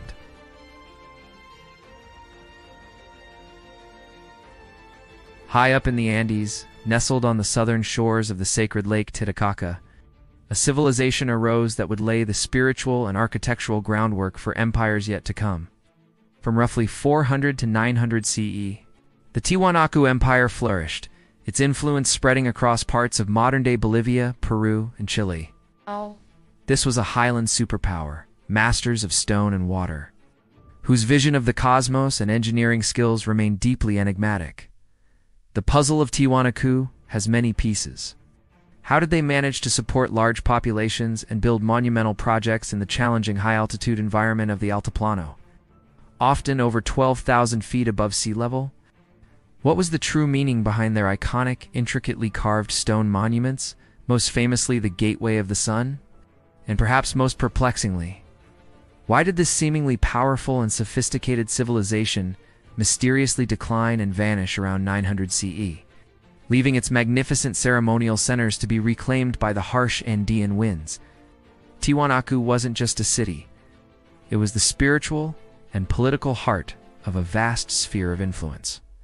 Its architects and engineers were second to none in their skill with stone. They built massive ceremonial complexes like Pumapunku and Kalasasaya, featuring precisely cut stone blocks, some weighing over 100 tons, fitted together with astonishing accuracy.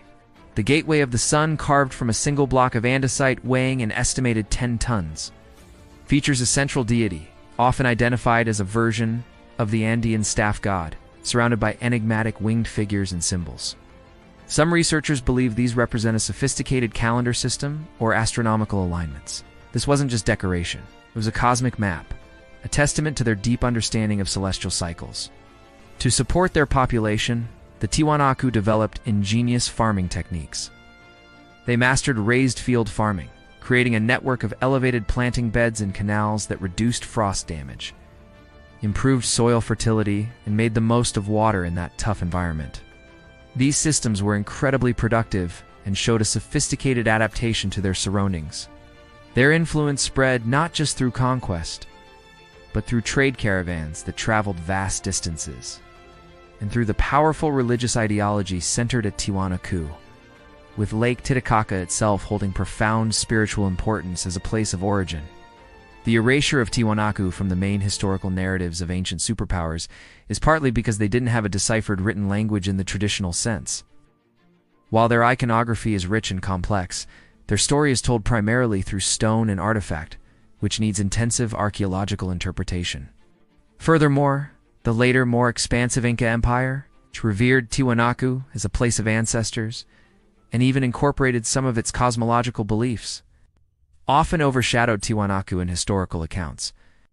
The Inca effectively became the face of Andean civilization for early European chroniclers, and the deeper, older roots of Tiwanaku took longer to be fully appreciated.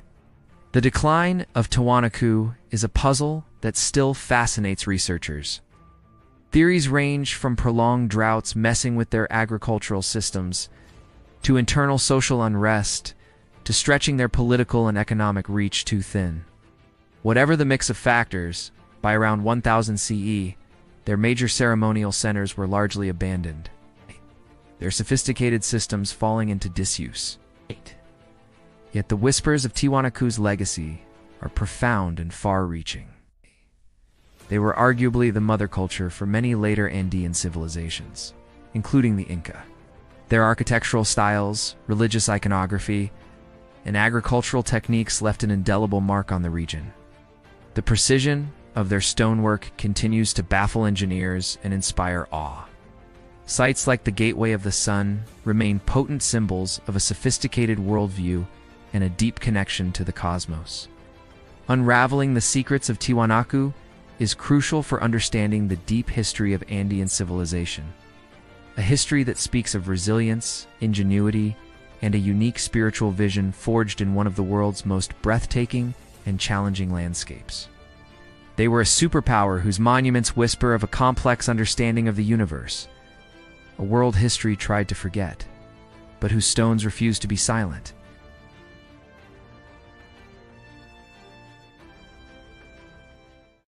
South of the mighty Egyptian Empire, along the fertile banks of the Nile River in what is now Sudan, rose another African superpower. This kingdom not only rivaled Egypt, but at its peak actually conquered and ruled it. This was the Kingdom of Kush, a civilization that lasted for over 1,400 years. From roughly 1070 BCE to 350 CE, making it one of the longest-lasting empires in ancient history. The enigma of Kush lies in how it's been persistently overshadowed by its northern neighbor, Egypt. For centuries, Kush was often seen through an Egypt-centric lens, considered a mere copycat or a secondary power. Yet, archaeological discoveries over recent decades have painted a far more complex picture. They've revealed Kush as an advanced, innovative civilization with its own unique cultural identity, a true powerhouse in its own right. So how did such a resilient and influential kingdom become a forgotten superpower in the popular mind? Kushite civilization unfolded in several phases with capitals at Kerma, Napata, and later Meru. Each phase left its own distinct mark. The early Kerma culture, going back as early as 2500 BCE, already showed sophisticated city life and trade. Later, during the Napatan period, Kushite power surged. In an astonishing turn of events, Kushite kings like Pi and Taharqa marched north in the 8th century BCE, conquering a fragmented Egypt and establishing themselves as the 25th dynasty, the Black Pharaohs. They didn't destroy Egyptian culture, they revitalized it. They restored temples, supported the arts, and kicked off a new era of pyramid building, not in Egypt, but back in their Nubian homeland, a tradition that had largely faded in Egypt itself. This period marked the creation of the largest Egyptian empire since the New Kingdom, stretching all the way from the Mediterranean to the Sixth Cataract of the Nile, after being pushed out of Egypt by the Assyrians. The Kushite capital shifted south to Meru, This Meroitic period became a golden age. Meru was a bustling center of iron production. Its vast slag heaps are testament to a thriving industry that earned it the nickname the Birmingham of Africa. They developed their own unique script, Meroitic, an alphabetic system used to write their native language. Though the script itself has been deciphered, the Meroitic language is still not fully understood, adding to the kingdom's mystique. Kushite society also saw a high degree of female participation in power, with powerful ruling queens known as Candaces. Some of these queens led armies and even negotiated with Roman emperors. The erasure or marginalization of Kush can be pinned on several things. Colonial era biases often downplayed the achievements of sub-Saharan African civilizations. The intense focus on classical Greece and Rome, and even Egypt, meant that Kush's story just wasn't given the spotlight it deserved. The fact that the Meroitic language is still largely untranslated has also meant that many of their own historical accounts and perspectives remain locked away. Furthermore, the gradual decline of Kush, possibly due to overexploiting resources like forests for iron smelting, internal power struggles, and the rise of Axum, which eventually conquered Meru around 350 CE, meant its story became fragmented. But the whispers of Kush's legacy are resounding. Their pyramids at Meru, though smaller than their Egyptian counterparts, are numerous and architecturally distinct, a powerful symbol of their enduring royal traditions. The remnants of their temples, palaces, and cities reveal a sophisticated society, with extensive trade networks connecting sub-Saharan Africa with the Mediterranean, the Red Sea, and even India. The legacy of the 25th dynasty fundamentally reshaped Egyptian history and showed the profound interconnectedness of Nile Valley civilizations. The Kingdom of Kush stands as a powerful rebuttal to the idea that great ancient civilizations were confined to specific regions or peoples. It was a dynamic, innovative, and resilient African superpower whose contributions to art, technology, political organization, and writing are only now being fully appreciated. Its story is a testament to the rich and complex history of the African continent. A history that wasn't just tried to erase but was actively ignored or misinterpreted for far too long. Kush reminds us that the currents of influence along the Nile flowed both ways, and that a true understanding of antiquity requires looking south with the same intensity we've always looked north. Let us journey now to the vast floodplains of the Indus River, in what is now Pakistan and northwest India. Here, between 3300 and 1900 BCE, flourished one of the world's oldest and most enigmatic urban civilizations, the Indus Valley civilization, also known as the Harappan civilization. This was a Bronze Age superpower of immense scale, covering an area of over 1.25 million square kilometers. That is larger than ancient Egypt and Mesopotamia combined. Yet for a civilization of such staggering size and sophistication, its story remains hauntingly incomplete. Its script is undeciphered, its people's voices largely silent. The enigma of the Indus Valley civilization is profound. How did a society with such advanced urban planning, featuring grid-patterned streets, sophisticated drainage and sanitation systems, and standardized weights and measures arise so early, and apparently so peacefully? What was their system of governance like? They seemingly lacked the flashy palaces and grand royal tombs that we see in many other ancient superpowers. And most crucially, why did this vast and complex civilization begin to decline and eventually fade away? Its magnificent cities were abandoned, its script falling into oblivion for millennia. The achievements of the Indus people were extraordinary. Cities like Mohenjo-Daro and Harappa were marvels of urban engineering. Houses often multi-storied and built of baked brick had private bathrooms and connections to a complex network of covered drains and sewers. That is a level of civic amenity not seen again in many parts of the world for thousands of years. They developed a system of standardized weights and measures, which points to a well-organized economy and extensive trade. Artifacts from the Indus Valley have been found in Mesopotamia, indicating long-distance maritime commerce. They had a sophisticated artistic tradition, producing intricate seals with animal motifs and human-like figures and distinctive pottery. And they developed a unique script, a collection of hundreds of symbols found on seals and pottery, which to this day remains undeciphered despite countless attempts. This inability to read their writings is perhaps the greatest barrier to fully understanding their worldview, their history, and the intricacies of their society. The erasure of the Indus Valley civilization was a deliberate act of suppression by later powers in the same way as some others we looked at. It was more of a slow fading from historical memory, compounded by several factors. Firstly, because the script is undeciphered, their own narratives, their kings' lists, their myths, their chronicles, are lost to us. We see them only through the lens of archaeology. Secondly, after its decline, its cities were gradually buried by silt and forgotten. When they were rediscovered in the 1920s, colonial archaeological focus was often on more classical or text-dated regions. The full scale and antiquity of the Indus civilization were initially underestimated. Why did it decline? That's still debated. Theories include climate change leading to shifts in monsoon patterns and the drying up of vital rivers like the Gagar, which once watered a significant portion of their territory. Environmental degradation due to deforestation and overfarming might have also played a role. Some evidence points to an increase in interpersonal violence and social unrest in the later stages, perhaps as resources dwindled. There's also evidence of migrations and a gradual shift in population centers. It seems likely that a combination of these factors, rather than one single catastrophic event, led to the deurbanization and eventual transformation of Indus society, yet the whispers of the Indus legacy are deeply embedded in the subsequent cultural fabric of the Indian subcontinent. Certain iconographic elements from Indus seals, like figures in meditative poses or depictions of sacred trees and animals, have echoes in later Hindu, Buddhist, and Jain traditions. Their advanced understanding of hydraulics and urban planning, though forgotten for a time, stands as a testament to their ingenuity.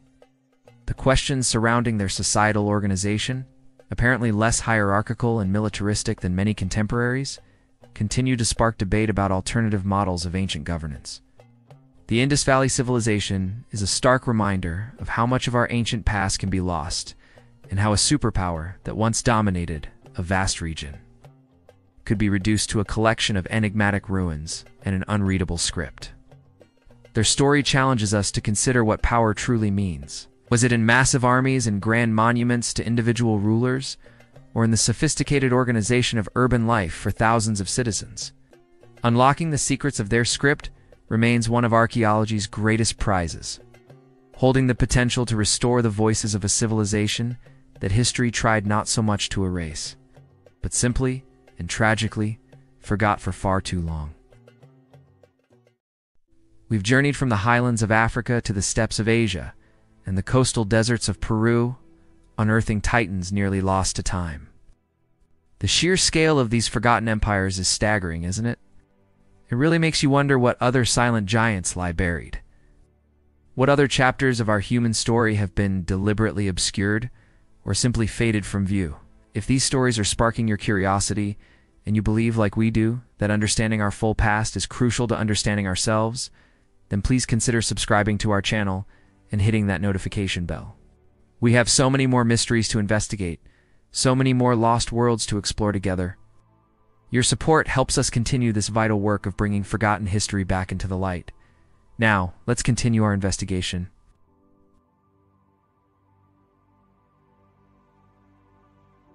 Our journey now takes us to the humid lowlands of the Gulf Coast of Mexico, the very cradle of Mesoamerican civilization.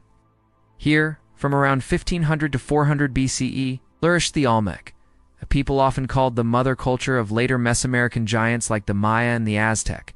They were a foundational superpower whose innovations and artistic style would echo through millennia. Yet their own name, their own words, are largely lost to us, replaced by a term given to them by a much later civilization. The mystery of the Olmec is profound. Who were these people who, with seemingly no direct predecessors, developed such a distinctive and influential artistic and religious tradition? What was the purpose of their most iconic creations? Those colossal stone heads, some weighing up to 40 tons, carved with incredible skill and depicting stern, powerful faces. And why did their vibrant culture eventually decline, their ceremonial centers abandoned, leaving behind a legacy that would inspire others, but whose own origins remained shrouded in mystery for centuries? The Olmec heartland, centered around sites like San Lorenzo, Leventa, and Tres Zapotes, saw the rise of complex societies with sophisticated religious practices and extensive trade networks.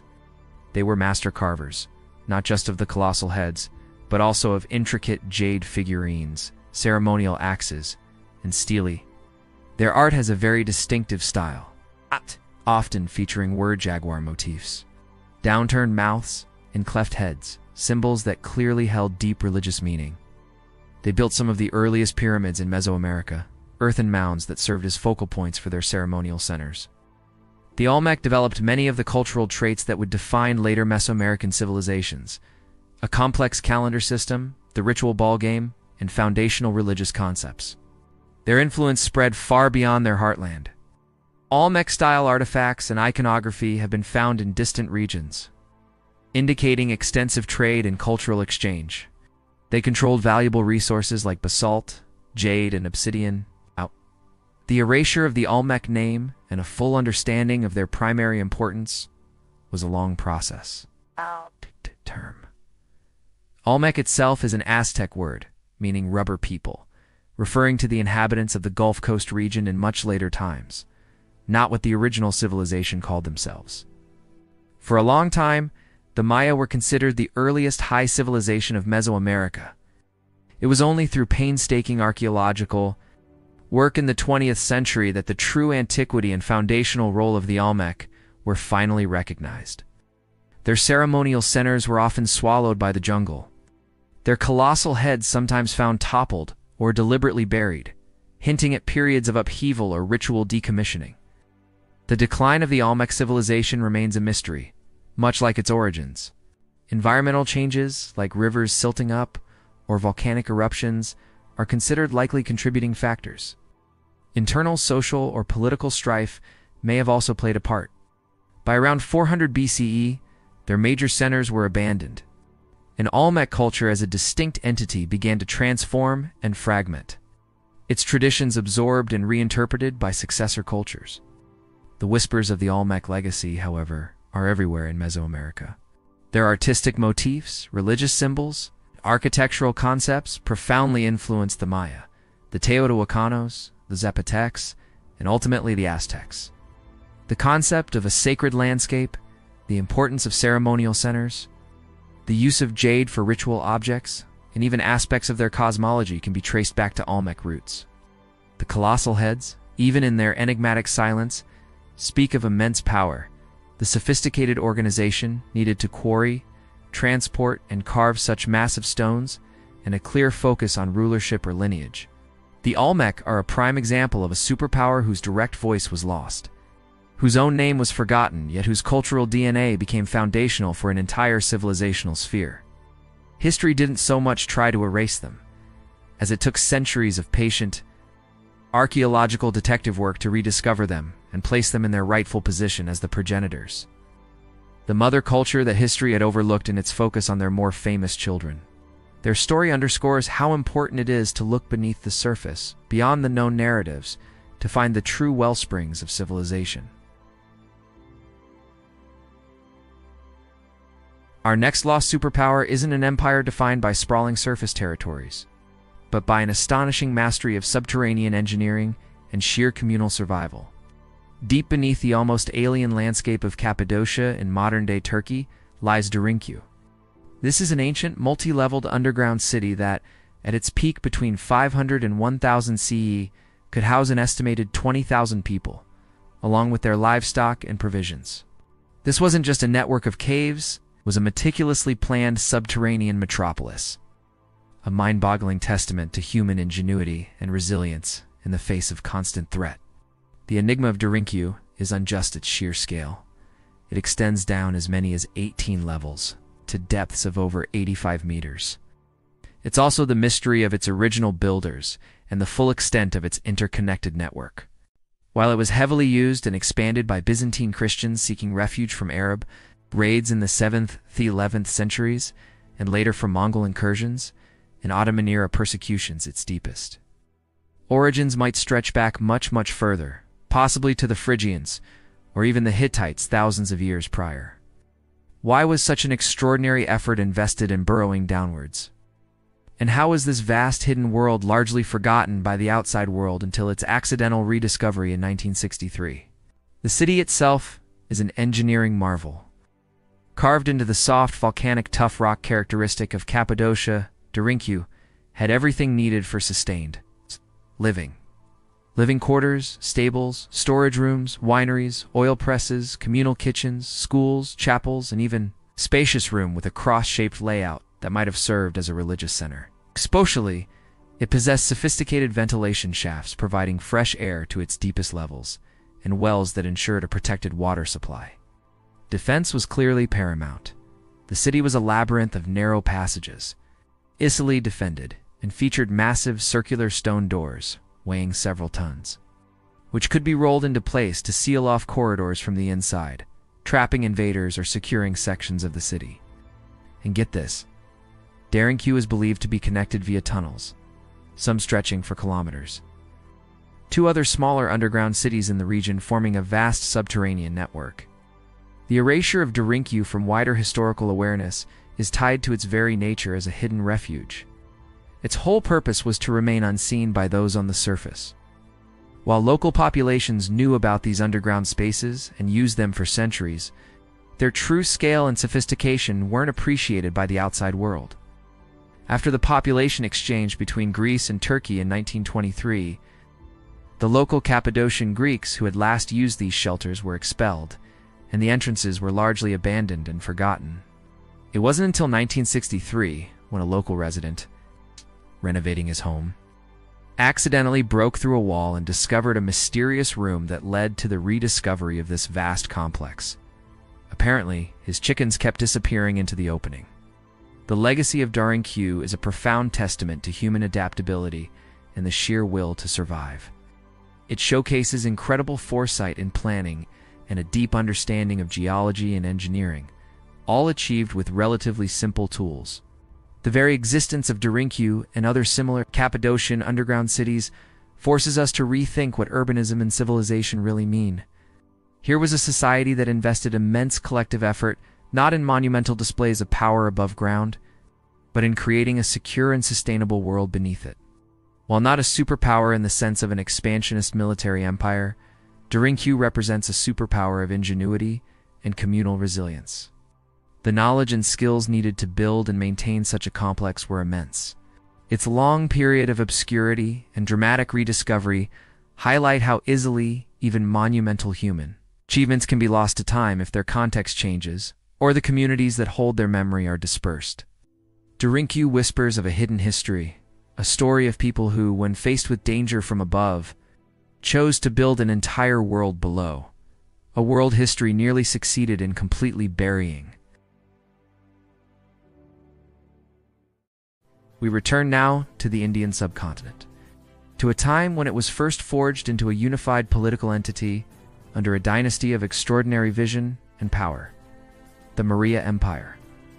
Flourishing from 322 to 185 BCE, the Mauryas, founded by Chandragupta Maurya, controlled a vast territory stretching across most of modern-day India, Pakistan, and parts of Afghanistan and Bangladesh, an empire of truly staggering scale for its time. Outside of specialized South Asian history, the full grandeur and transformative impact of this early Indian superpower are often less recognized than later empires. The enigma of the Maurya Empire revolves around its meteoric rise, its sophisticated administration, and the profound moral and political transformation under its most famous ruler, Ashoka the Great. How did Chandragupta, from relatively obscure beginnings, manage to overthrow the Nanda dynasty and weld together such a vast and diverse empire, even challenging the successor states of Alexander the Great in the northwest? And how did his grandson, Ashoka, go from being a ruthless conqueror to a champion of compassionate Buddhist-inspired rule, whose edicts carved on pillars and rocks across the subcontinent still speak to us today under Chandragupta and his incredibly astute advisor? Chanaka the Mauryas established a highly centralized state. It had an efficient bureaucracy, a vast army, and an extensive network of spies. They developed sophisticated infrastructure, including roads and irrigation systems, and fostered trade and agriculture. The capital, Pataliputra, was described by the Greek ambassador Megasthenes as one of the largest and most impressive cities in the world at the time. The empire reached its absolute peak under Ashoka, who ruled from about 268 to 232 BCE. Early in his reign, Ashoka waged a brutal war to conquer Kalinga. The horrific slaughter and suffering he witnessed in this conflict led to a profound personal crisis and a dramatic conversion to Buddhism.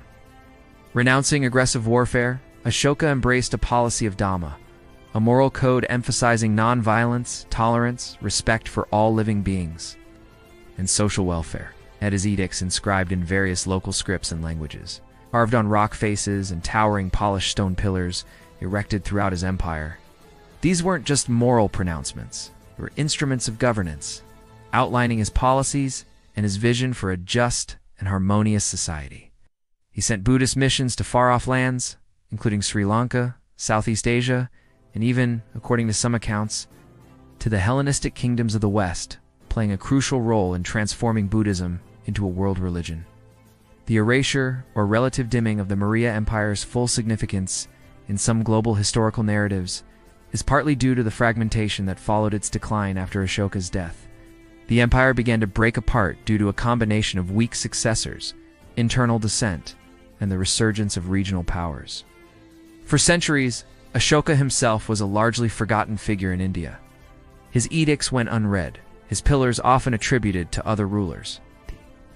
It was only in the 19th century, when European scholars like James Prinsep deciphered the Brahmi script, that Ashoka's identity and the vast extent of his influence were rediscovered. The sheer scale of the empire was difficult to grasp until archaeological and epigraphic evidence finally pieced it all together. Furthermore, historical narratives have often focused on later Indian empires, or on the periods of British colonial rule, sometimes unintentionally downplaying the achievements of indigenous pre-colonial powers like the Mauryas. Yet the whispers of the Maurya legacy are monumental. Ashoka's pillars, with their distinctive lion capitals, stand as enduring symbols of his reign and his ideals. His promotion of Buddhism had a transformative impact on Asian history.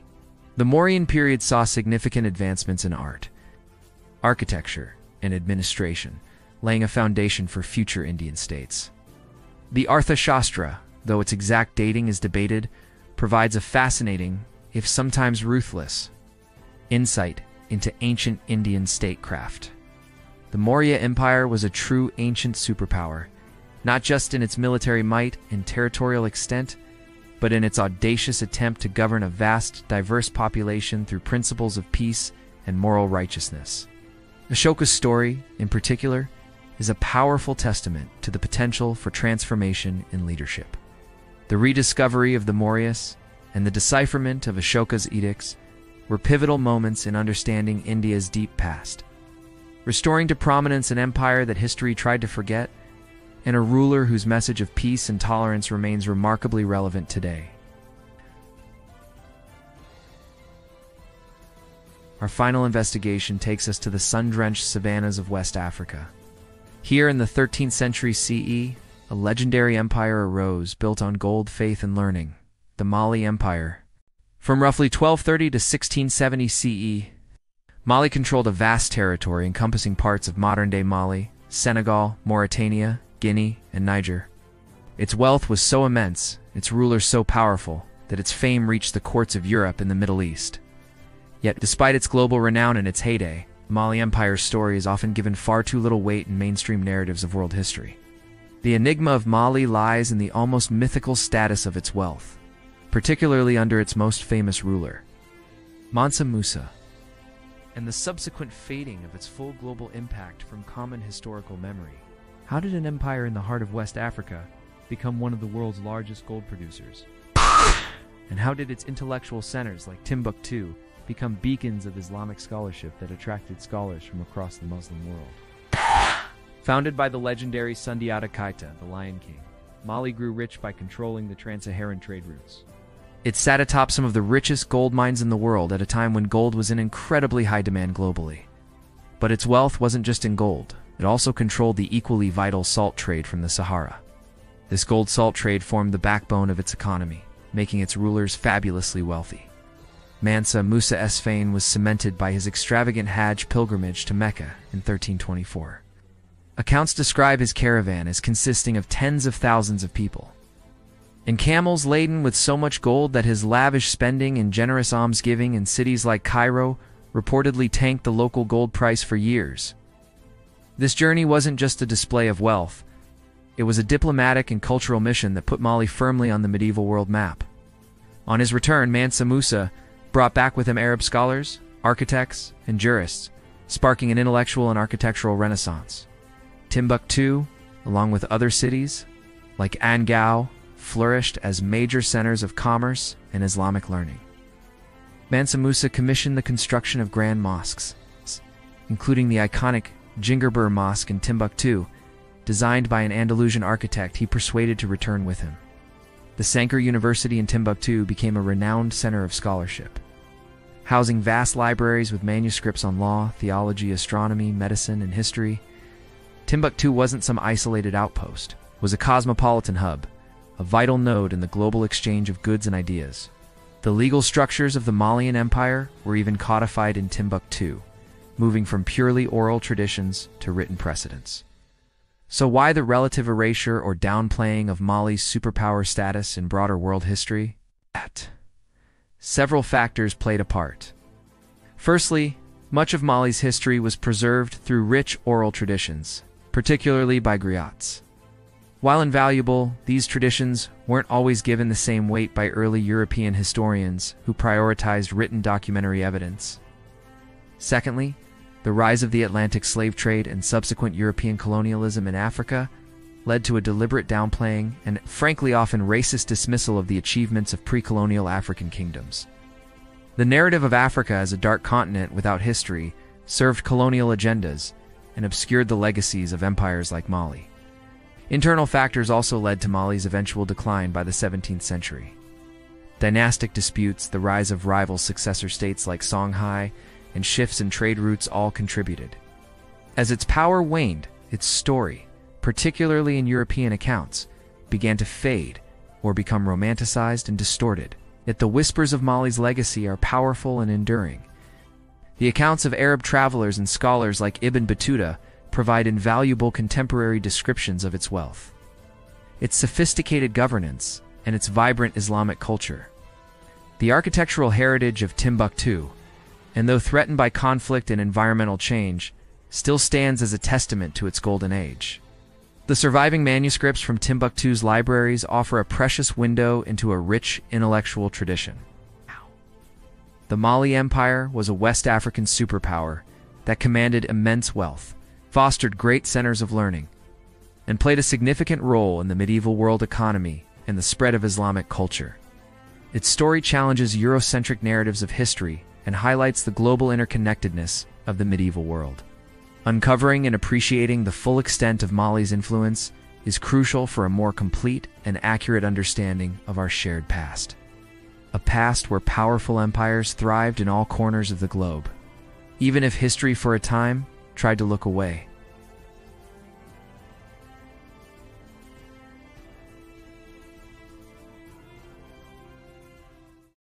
We've journeyed across continents and through millennia, unearthing just 10 of the ancient superpowers history tried to erase, or at the very least, whose monumental legacies have been allowed to dim in our popular understanding.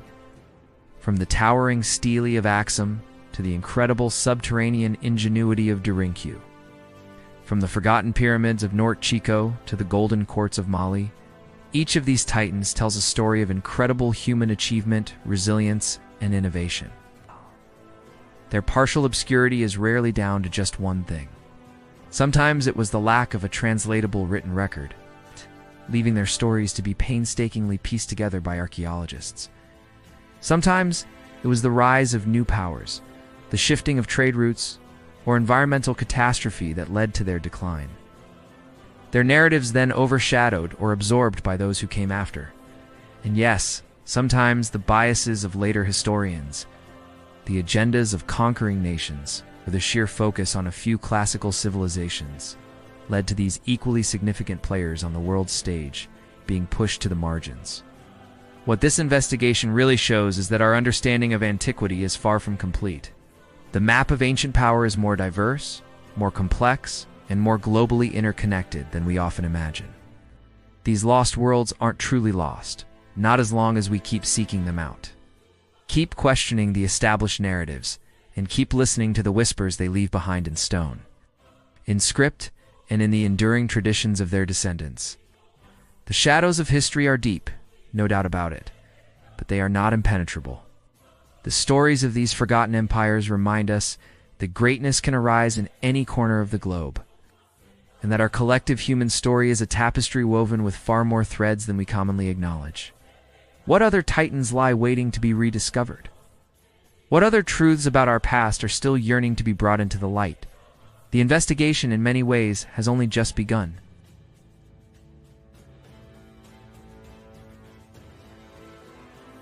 So, which of these lost superpowers do you find most fascinating, or perhaps most unjustly forgotten? Are there other erased empires you believe the world absolutely needs to know more about? Share your thoughts and insights in the comments below. Let's keep this investigation going together. If you found this journey into the forgotten corners of history as compelling as we did, please give this video a thumbs up, and forget to subscribe and click that notification bell for more deep dives into the mysteries of our past. Uncovering these stories is a real passion, and your support makes it all possible. Till next time, keep questioning, keep exploring, and never stop seeking the truth that lies hidden.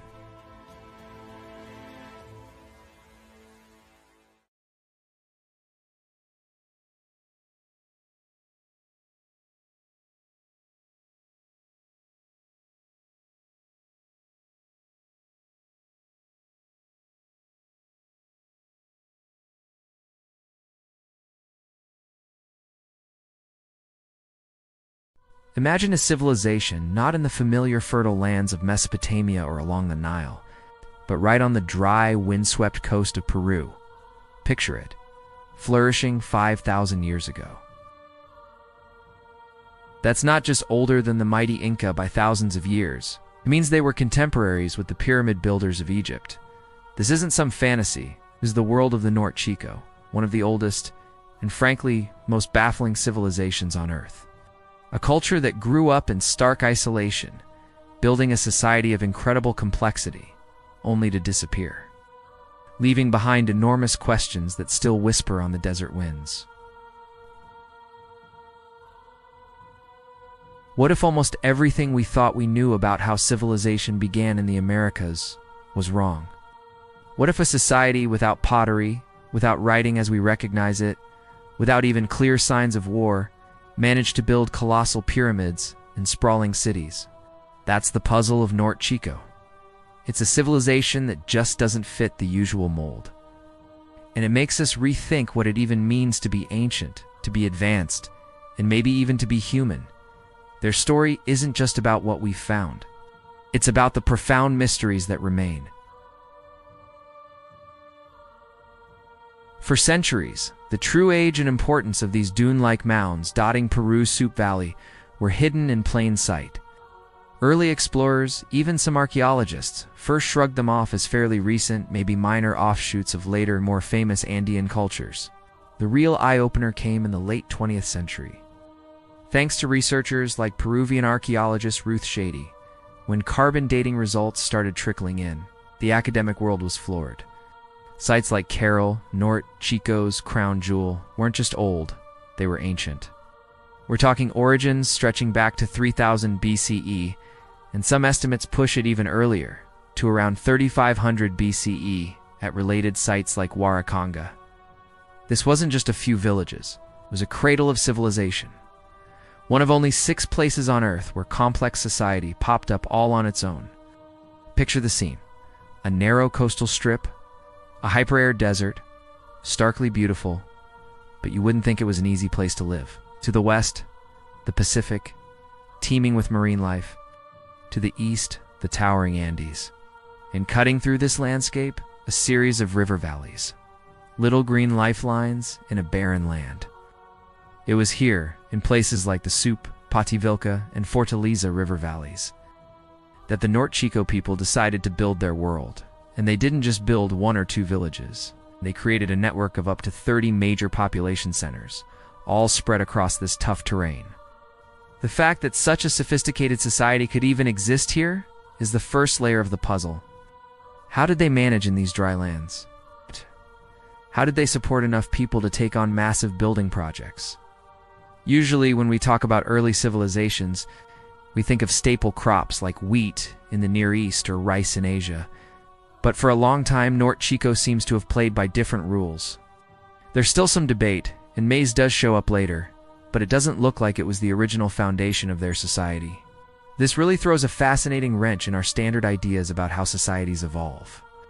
These people were pioneers, writing their own script for how a civilization could rise. The sheer scale of what they did is staggering.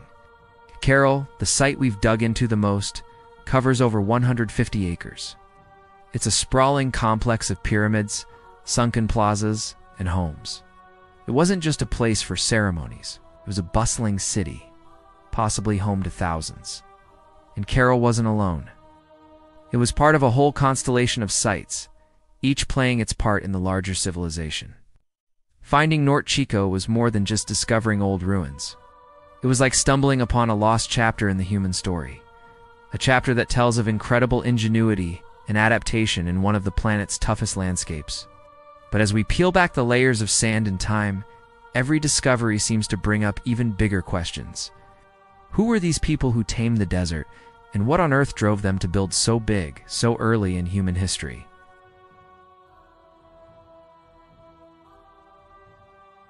The real heart of the North Chico enigma is etched in stone and earth. Their absolutely breathtaking monumental architecture. Imagine standing at the base of the Mayor in Carol, the biggest of its 6 pyramids. This thing is nearly 100 feet tall, with a base covering an area about the size of 4 football fields. It just rises from the desert floor like an artificial mountain, and it's not just its size that makes your jaw drop, it's how old it is. Radiocarbon dating shows these structures were going up around 2600 BCE, that makes them as old as, if not older than, the very first pyramids in Egypt, like the Step Pyramid of Saqqara. Just think about that for a second.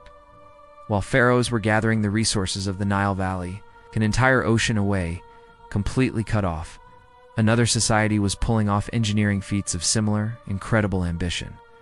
This wasn't a copycat. It was an independent explosion of monument building. All across the North Chico region, pyramid after pyramid or platform mound juts out from the landscape. Some of these structures had volumes over 100,000, even approaching 200,000 cubic yards of material. The amount of sheer effort involved is almost impossible to wrap your head around. So, how did they do it? This is where the mystery really deepens. The North Chico people didn't have a lot of the tech we usually link with such giant projects. No beasts of burden, no wheel, and no metal tools for cutting or shaping stone. Instead, the evidence points to a really clever but incredibly labor-intensive method. Archaeologists found the remains of woven mesh bags called shikras, made from reeds and wild cane. They'd fill these bags with stones and use them as a kind of structural fill inside the retaining walls of the pyramids. This technique not only made the structure stable, but also gives us a tantalizing hint about how organized they must have been.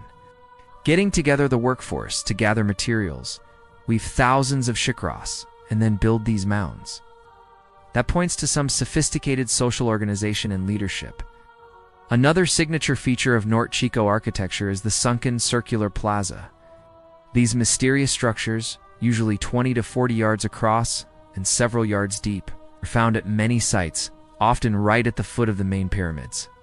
What they were for is still a hot topic of debate. Were they sacred spaces for ceremonies? Observatories for tracking the stars? Or maybe community gathering spots? Their careful construction and consistent design tell us they were incredibly important culturally. The way they're aligned and their acoustic properties even hint at rituals and performances we can only try to imagine. The pyramids themselves weren't just built and left. Evidence shows they were frequently remodeled and expanded over centuries. That suggests people lived there continuously, and their uses evolved. Layers of construction tell a story of ongoing effort, of generation after generation pouring their labor into these sacred or civic spaces. The insides of these pyramids often had rooms and platforms with restricted access, hinting at some kind of social ladder with certain areas just for an elite or priestly group. Still, the overall structure of the society that pulled off these projects remains pretty elusive. What was the driving force behind this massive architectural urge? Unlike the tombs of pharaohs or the defensive walls of warring states, the purpose of Norte Chico's pyramids is much less obvious. Were they temples to gods? We don't know. Platforms for watching the celestial bodies that governed their farming cycles. Or maybe symbols of community identity and power in a really tough environment. The stones themselves don't offer many direct answers. Their huge scale is a testament to a powerful, shared vision, but the exact nature of that vision still has experts scratching their heads. The effort was immense, the technology seemingly simple, yet the results were built to last. The silent stones of Norte Chico are calling out to us to decode their ancient purpose. A purpose that fueled one of the America's earliest and most impressive building traditions. The deeper archaeologists dig into the world of Norte Chico. The mysteries don't get solved, they just seem to multiply. What makes this civilization so completely perplexing isn't just what they did, but also what they didn't seem to have. Things usually considered essential, almost prerequisites, for complex societies to develop elsewhere in the world. Maybe the most glaring absence is pottery. For thousands of years, ceramic pots were fundamental to ancient life, for storing grain and water, for cooking, for trade. Yet, in all the digging at Carroll and other Norte Chico sites, pottery is strikingly missing, especially in the earlier phases. Can you imagine a civilization building pyramids as big as Egypt's, but without a single clay pot? How did they handle large-scale food storage? How did they cook? Sure, gourds and textiles might have filled some gaps, but the total lack of ceramics for so long in such a complex society is a genuine archaeological head-scratcher. It really makes you question our assumptions about the essential toolkit for civilization. Then there's the almost complete lack of intricate visual arts. Archaeologist Alvaro Ruiz put it quite starkly. In the Norte Chico, we see almost no visual arts. No sculpture, no carving or bas-relief, almost no painting or drawing. The interiors are completely bare. While later Andean cultures would become famous for their amazing pottery, detailed textiles, and stunning metalwork, the early Norte Chico people seem to have skipped that. What they left are their massive mounds and sophisticated textiles, but very little of the figurative or decorative art that so often shines a light on the beliefs and daily lives of ancient peoples. This artistic minimalism is just another layer of their enigmatic character. Why this intense focus on huge architectural forms instead of intricate visual details? Equally baffling is the seeming lack of evidence for organized warfare or major internal conflict. Many early civilizations grew up in environments of competition and conquest. Their cities were fortified. Their art showed warriors in battles. Norte Chico sites, though, no defensive structures, no city walls, no weapon stashes, and no mass graves that would point to large-scale violence. This has led some researchers to suggest that Norte Chico might have been a remarkably peaceful society, perhaps held together by shared economic goals, religious beliefs, or some unique kind of social contract. If that's true, it would make them a massive exception in the ancient world, a society that achieved complexity not through the fires of war, but maybe through cooperation. But how did a society like that maintain order across so many settlements without a military to enforce things? And remember, as we mentioned, their early economy wasn't heavily reliant on big cereal crops like maize, which became a staple for almost every other complex society in the Americas. Cotton was king for industrial uses, and they grew beans, squash, and other plants. But not having a dominant, storable grain in their early days is pretty unusual. It points to a different path to creating surplus and organizing society. These missing pieces don't mean they were primitive. Quite the opposite. They highlight just how unique Norte Chico's path was. They found different solutions, organized themselves along different lines, and perhaps valued different kinds of expression and control. They make us ask, what really defines a civilization anyway? Is it a checklist of technologies and social structures? Or is it the ability of a people to create a complex, lasting society adapted to their unique situation, even if that path looks completely unexpected to us? The gaps in Norte Chico's archaeological record are as telling as the massive structures they left behind, painting a picture of a society that succeeded on its own, very enigmatic terms. While North Chico might have been missing some conventional technologies, they were absolute masters of their environment. They wove together a unique economic system that kept their complex society going for over 1,000 years. The key to their success wasn't gold or conquest, but something much more basic: cotton and a really smart understanding of trade.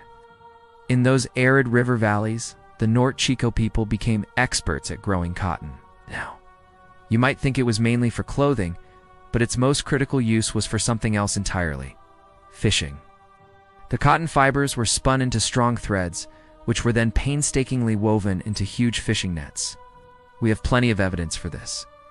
Cotton seeds, fibers, and even ancient fishing nets have been found, some as old as Carroll itself. This focus on cotton production fueled a crucial economic partnership with communities living along the Pacific coast.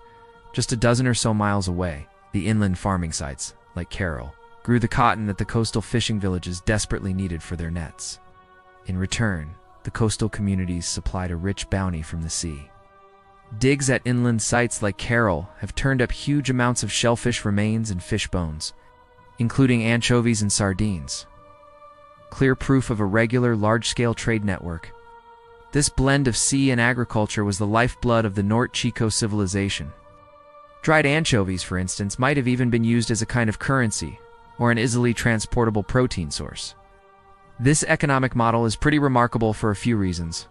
It shows a sophisticated level of regional interdependence, with different areas specializing in what they could produce best.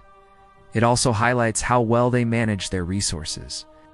Instead of just relying on what their immediate valley could offer, they tapped into the strengths of the wider region. This trade network probably went beyond just cotton and fish.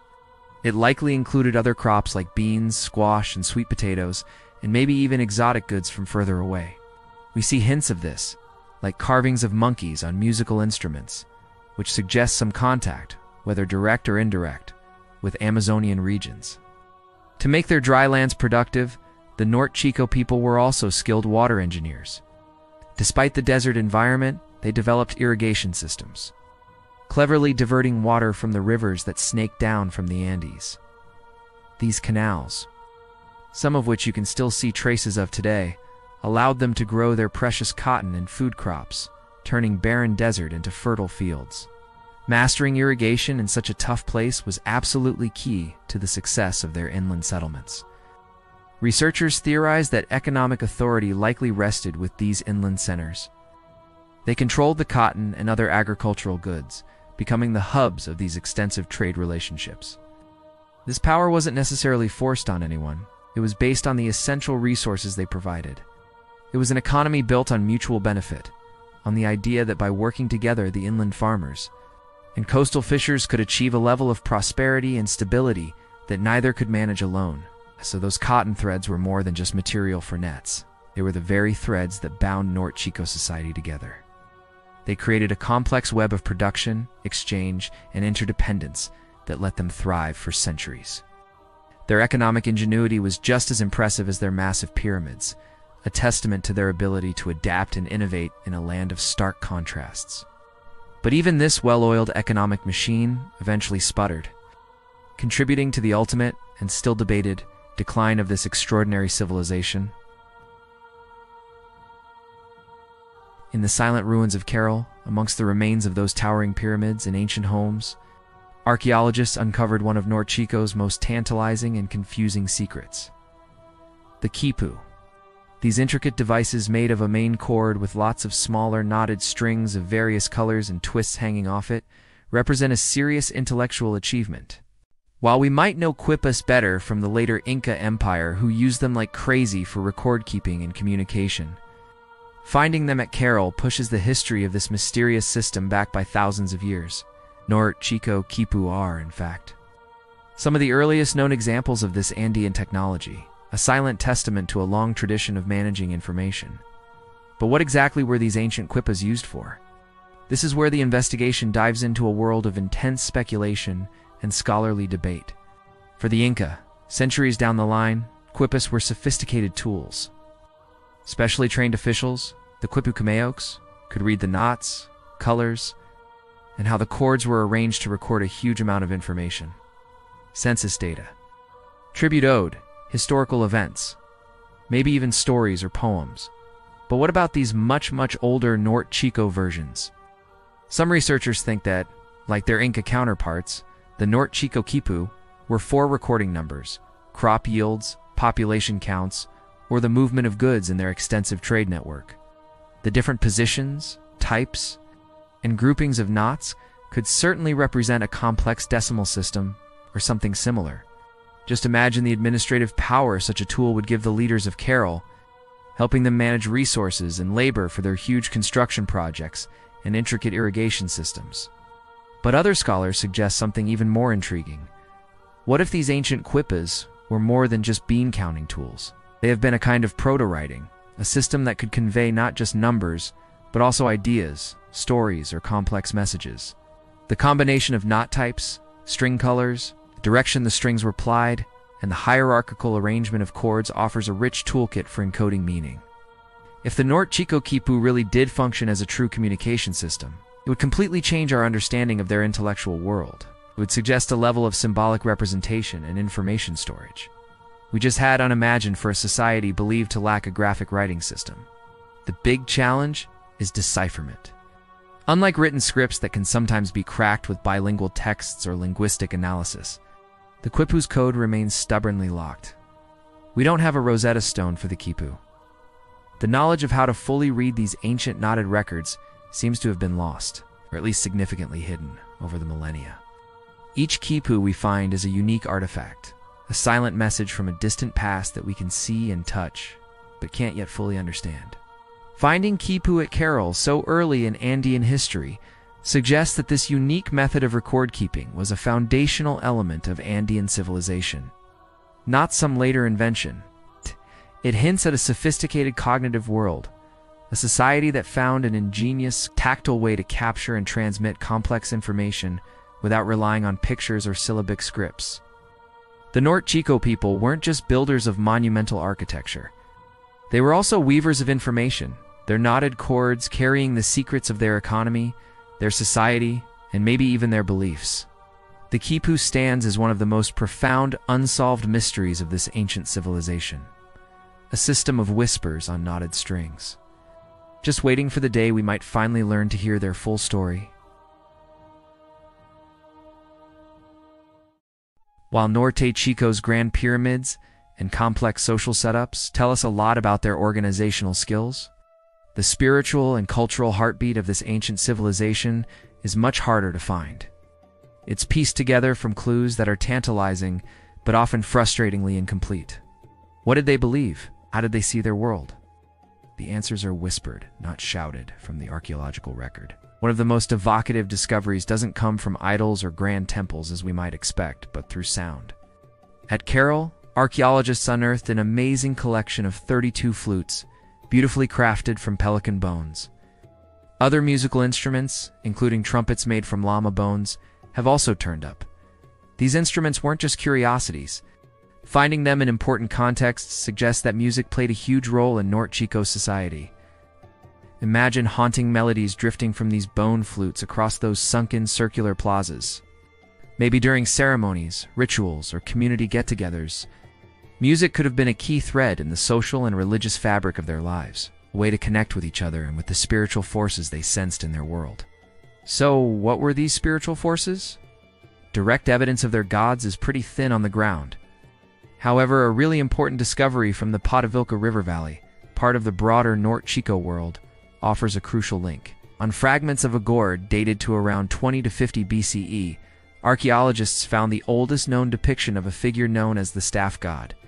This deity, often shown holding a staff in each hand, would become a central icon in many later Andean civilizations, including the Chavin and the Wari, lasting for thousands of years. Seeing it so early in the Norte Chico context suggests a deep religious continuity. It hints that some of the core spiritual ideas of the Andes might have started, or at least were present in this ancient coastal civilization. The staff god might have represented farming fertility, authority, or some kind of primal creative force, though what it meant exactly to the Norte Chico people is still being researched.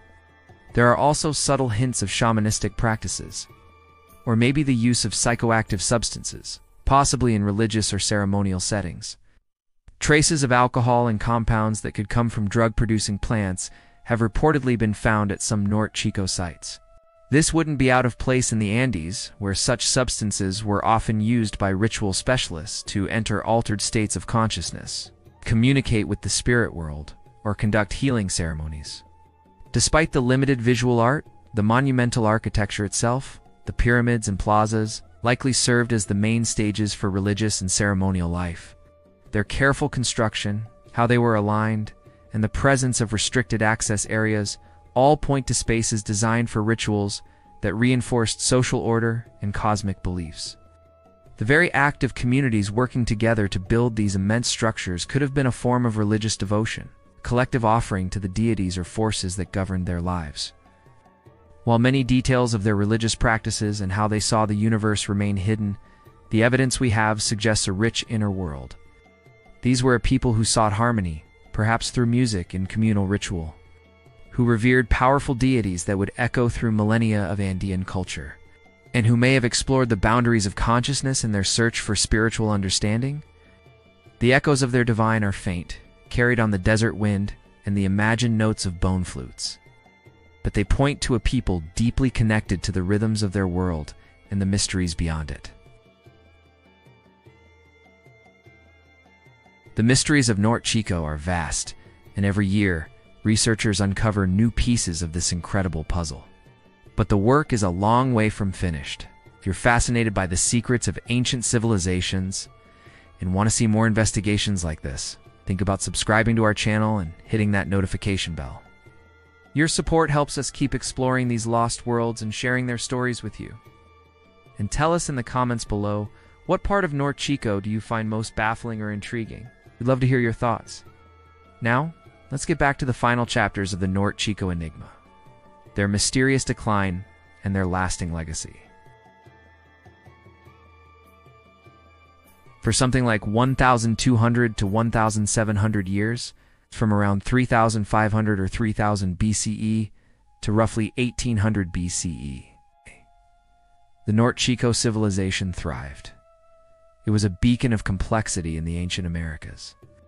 They built monumental cities, set up intricate trade networks, and developed a unique way of life. And then, around 1800 BCE, this vibrant civilization started to decline. Its great centers were eventually abandoned, its people seemingly fading into the mists of time. Why this happened is one of Norte Chico's deepest and most debated mysteries. Why did this pioneering society, which had flourished for so long, ultimately fall apart? There's no single easy answer everyone agrees on. But several theories offer potential explanations, often pointing to a mix of things. One major theory centers on environmental change. The Norte Chico civilization was incredibly tuned in to its coastal and river valley environment. Their irrigation farming depended on a steady flow of water from the rivers coming down from the Andes. Some researchers suggest that long droughts, or on the flip side, catastrophic El Niño events bringing devastating floods and messing up marine life, could have severely wrecked their food supply, both from farming and the sea.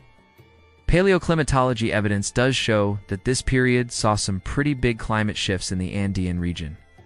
Such environmental stress could have made it impossible to grow enough food, leading to social unrest and the eventual abandonment of their large cities. In fact, archaeological finds at Vishama, a site that was booming during the later period of Norte Chico, offer compelling, if grim, evidence of such hardship. Reliefs discovered there, dating to around 3,800 years ago, show emaciated human figures. Archaeologist Ruth Shady and her team believe these represent famine and drought. One striking relief shows for human heads with closed eyes, tangled up with serpents, alongside an anthropomorphic seed-like figure, possibly a desperate plea for water and fertility during a terrible crisis. These artistic expressions from Vishama paint a picture of a society really struggling with severe environmental problems and their devastating human cost.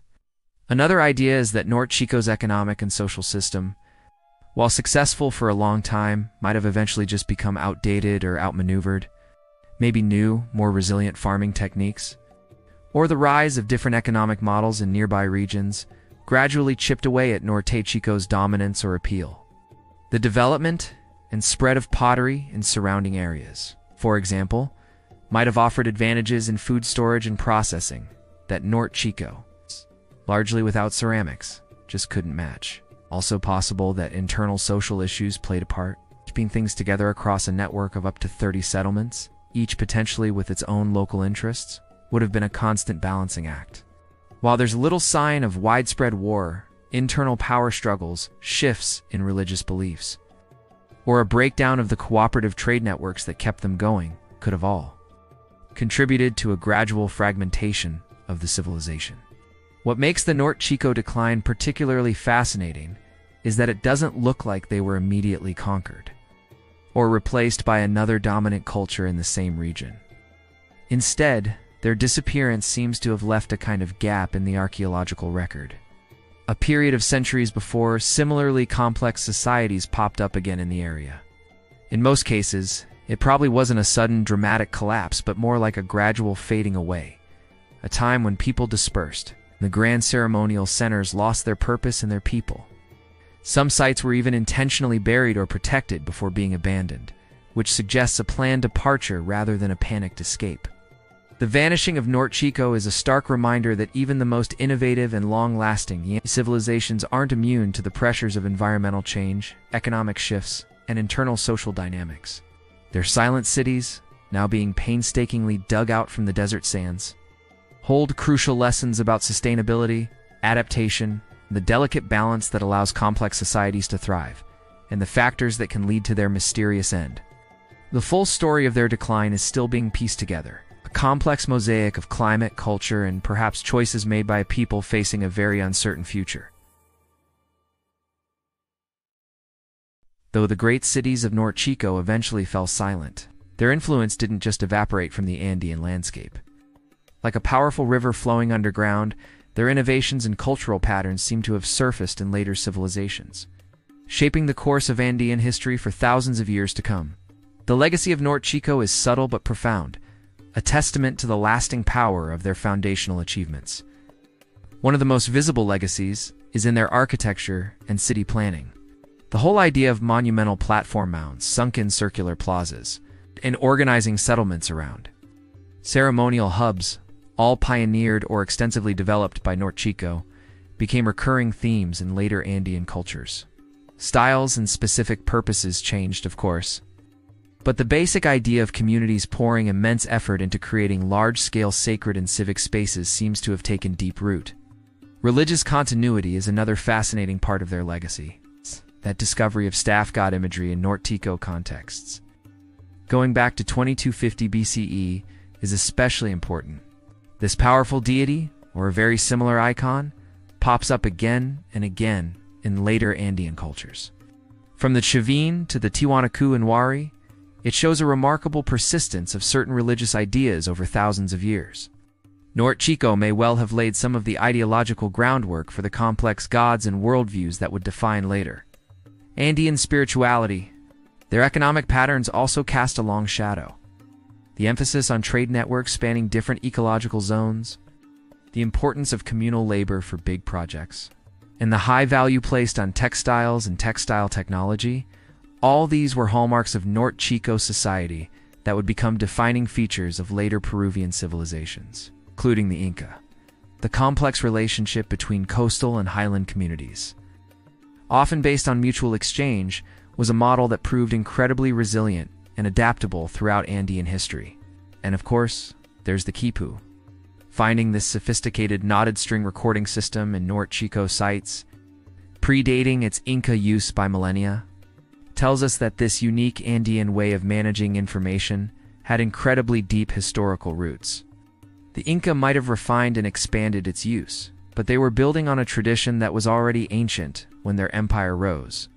However, the story of Norte Chico is far from over. Ongoing archaeological research in Peru's Supe Valley and nearby regions keeps turning up new discoveries, constantly refining and sometimes radically challenging what we thought we knew. Excavations have revealed even more ancient cities, pyramids and plazas, expanding the known reach of this civilization. Amazingly, Some recent findings suggest that certain sites might even be older than Carol by as much as 500 years. That could push back the timeline for the emergence of complex society in the Americas even further. Each new dig holds the potential to unlock another piece of the puzzle, to shed more light on their daily lives, their beliefs, their social structure, and the reasons for their ultimate transformation. The lingering questions are many. What exactly was their social and political setup like? How was power shared across the various centers? How did they manage huge labor projects without clear evidence of a coercive state? What was the full extent of their knowledge systems hidden in those undeciphered quipu? Can we ever truly know why they chose to leave their magnificent cities behind?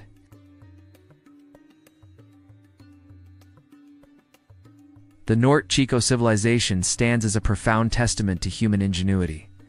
A society that sprang from the stark Peruvian desert to achieve astounding complexity, pretty much against all odds. They were the first city builders of the Americas, architects of monumental landscapes, and weavers of an intricate social and economic fabric, all done in remarkable isolation. Thousands of years before the rise of the more famous empires of the New World, their story is a captivating mix of incredible achievement and persistent mystery.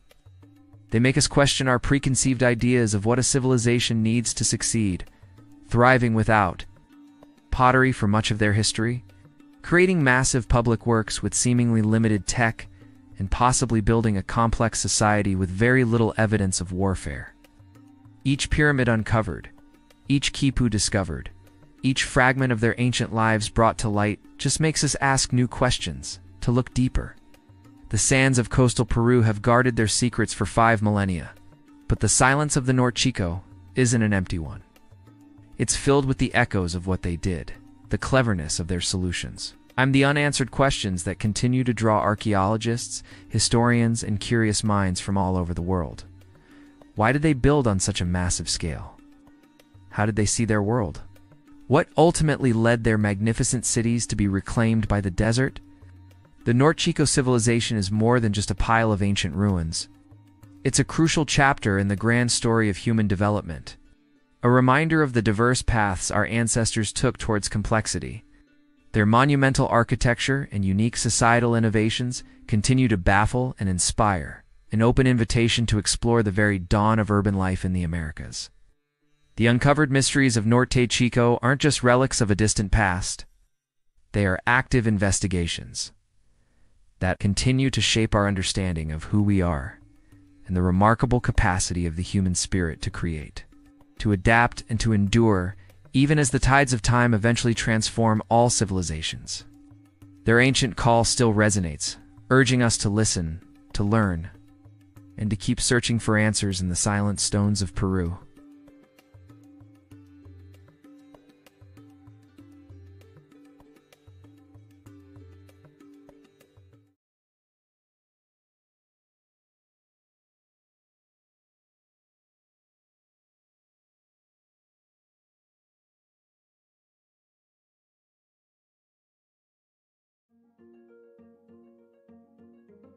What if those grand tales of vanished worlds, the epic poems sung around ancient fires, the whispers of cities swallowed by deserts or drowned by seas, what if they weren't just myths? Imagine, buried under centuries of dust, or submerged beneath forgotten waters, lie the actual remains of civilizations so advanced, so mysterious.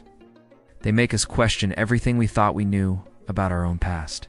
Get ready, because history is about to get a rewrite. History often feels like a finished story, doesn't it? A neatly bound book, all chapters closed. But peek beneath that tidy surface, and you'll find something far more thrilling, even a bit unsettling. Our planet is like a giant archaeological treasure chest, still crammed with secrets that can completely overturn our assumptions about human civilization. These aren't just fanciful legends. We're talking about real, rediscovered cities that give us an astonishing look into sophisticated ancient societies. Societies that thrived, achieved incredible things, and then often dramatically vanished from memory, sometimes for thousands of years. Today, we're setting off on an incredible investigation into 5 of these archaeological marvels. We'll peel back the layers of time, dive into underwater mysteries, and explore sites that have jumped from myth to undeniable proof of advanced engineering, vibrant cultures, and complex societies from times we once dismissed as primitive. These finds are more than just old stones. They're echoes of genius, proof of human resilience, and a serious challenge to how we see the ancient world. Prepare to be amazed as we uncover 5 lost cities that will truly blow your mind.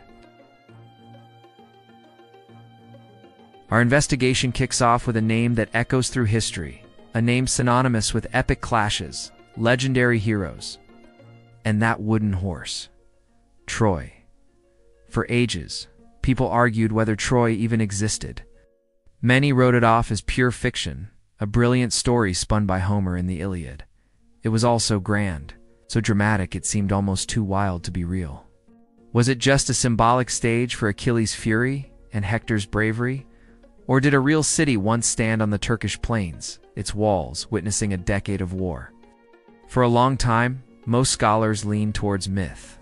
But the dream of finding Homer's Troy totally captivated one particularly driven. And let's be honest, controversial guy, Heinrich Schliemann. In the 1870s, armed with Homer's geographical clues and an almost obsessive passion for ancient Greek tales, this wealthy German businessman started digging at Hisarlik, a hill in modern-day Turkey. Now, his methods. By today's standards, they were often crude, even destructive. Convinced Homer's Troy was at the very bottom, he used aggressive tactics, including dynamite, blasting a huge trench right through the mound. This, unfortunately, wiped out valuable evidence from later settlements built on top. Some critics say Schliemann in his hurry might have damaged Troy more than the Achaeans in the legend. Yet despite all the drama around his methods, Schliemann's relentless digging paid off big time. He unearthed ancient fortifications, gateways, and famously, a stash of gold jewelry he dramatically called Priam's treasure, believing it belonged to the legendary Trojan king. Now, scholars widely dispute if this specific treasure belonged to King Priam or was from the Trojan War era. It's generally dated much earlier. But Schliemann's discoveries undeniably pulled Troy out of myth and planted it firmly in archaeological reality. Against all skepticism, he'd found a Troy, a city of incredible age. What makes Troy so fascinating, something later, more careful archaeology has shown, is its incredible stack of history. Hisarlik isn't just one city. It's a complex mound with at least 9 major layers of settlements, one built on top of the other, showing nearly 4,000 years of almost continuous human life. The earliest, Troy, dates to the early Bronze Age, around 3000 BCE. A small, fortified start to a long, complex story. Each layer tells of destruction, rebuilding, and cultural shifts, offering an amazing vertical timeline of civilization in this crucial spot linking Anatolia, the Aegean, and the Balkans. Modern archaeologists, including Turkish teams still working there, can now tell these layers apart.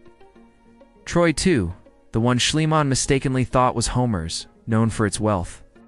Troy 6, a larger, more prosperous city with mighty walls, which many scholars today think is a better bet for the Troy of the Late Bronze Age. And Troy VIA, which shows clear signs of a violent end, maybe a siege, around 1250 to 950 BCE. Fitting intriguingly with the legends of the city's fall. Finding bronze arrowheads and signs of fire with human remains in layers from the early 12th century BC offers some pretty compelling clues, though not quite a smoking gun, of conflict. The ruins you can visit today show off these multiple civilizations. You can walk by remnants of huge defensive walls from different eras, marvel at ancient gates, and see foundations of homes and public buildings that once buzzed with life. The very stones seem to whisper stories of trade, culture, and war. Troy's strategic spot, controlling access from the Aegean to the Black Sea, surely made it rich and important, a prized location and a major hub for millennia. While Schliemann's Priam's treasure claims were romantic and off-timeline, his digs cracked open a window to a past far more complex than anyone imagined. Troy is no longer just a legend. It's physical proof of thousands of years of human effort, a city repeatedly destroyed and reborn, its soil soaked in history. Artifacts found there now in museums like the Istanbul Archaeological Museum and the Troy Museum near the site show off the everyday items, weapons, and adornments of these successive civilizations. Its UNESCO World Heritage status, granted in 1998, highlights its huge importance, not just for Homer's epic, but for understanding early European civilization and the tangled connections between Anatolia and the Mediterranean. Troy is a powerful reminder that even the most epic legends can be rooted in real places, real people, and real events buried deep, just waiting to be found. The enduring mystery of Troy isn't just about the horse or Helen's famous face. It's about the resilience of cities, the cycles of civilization, and realizing that one patch of earth can hold the memories of countless generations, each building on the ruins of the last, creating this breathtaking tapestry of human history that keeps unfolding with every new dig.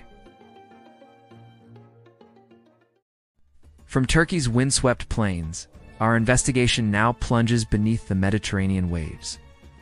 Off the coast of Egypt, picture a city, vibrant and bustling. A key hub for international trade and religious worship, not as a ruin on land, but as a ghostly world sleeping on the ocean floor.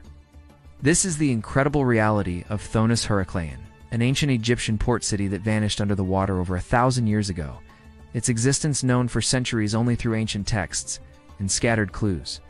Before Alexandria rose to prominence in 331 BCE, Thonis Heracleion was the main gateway to Egypt for all ships coming from the Greek world. It was a melting pot where Egyptian and Greek merchants, artisans, and sailors lived and worked side by side, creating a uniquely cosmopolitan vibe. The Egyptians called it Thonis, the Greeks Heracleion, and for ages, scholars wondered if these were two separate cities or one and the same. The underwater discovery settled it. They were two names for one magnificent place. For centuries, Thonis Heracleion was little more than a legend, a ghost city. Ancient historians like Herodotus mentioned it, describing its grand temple where the Greek hero Heracles supposedly first stepped onto Egyptian soil. Strabo, another ancient geographer, also noted its location, yet no physical trace of its sprawling harbors or bustling marketplaces could be found. It seemed completely erased. Its rediscovery is a story of modern grit and amazing tech. French underwater archaeologist Frank Gaddio and his team from the European Institute for Underwater Archaeology began their painstaking search in 1996. Using sophisticated survey gear, like advanced sonar and magnetic detectors, they scanned a huge area of Abukir Bay. Finally, in 2000, they hit the jackpot, lying about 6.5 to 7 kilometers off the modern Egyptian coast. Under about 10 meters of water, they found the remarkably well-preserved remains of Thonis Heracleion. This discovery sent shockwaves of excitement through the archaeological world, promising to unveil a lost chapter of Egyptian and Mediterranean history. What Gaddio and his team have been uncovering since is nothing short of spectacular. The underwater digs have revealed a city frozen in time, sealed beneath layers of sand and silt. Among the most stunning finds are colossal statues, some over 5 meters, tall, showing pharaohs, queens, and Egyptian gods, including a magnificent red granite statue of Hapi, the god of the Nile flood, a symbol of abundance. Imagine the diver's awe as these monumental figures emerged from the murky depths, their stone eyes staring out from a forgotten age. The city was built around a central temple dedicated to Amun-Gareb, the supreme god of Egypt, whom the Greeks identified with Heracles. It was here that pharaohs came to receive their titles of power. Recent digs in the temple's treasury have turned up a hoard of precious items, finely crafted silver ritual instruments, exquisite gold jewelry, and delicate alabaster containers for perfumes, offering a glimpse into sacred rituals and the temple's wealth. Huge stone blocks from the temple, found under 3 meters of hard clay, tell of a violent collapse that contributed to the city's doom. Beyond the main temple, archaeologists found a Greek sanctuary to Aphrodite, filled with imported ceramics and bronze artifacts, more proof of the city's Hellenic connections.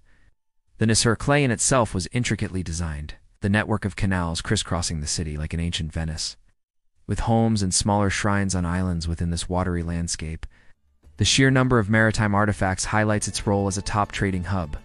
Archaeologists have cataloged over 700 ancient anchors and, incredibly, more than 70 shipwrecks, dating from the 6th to the 2nd century BCE.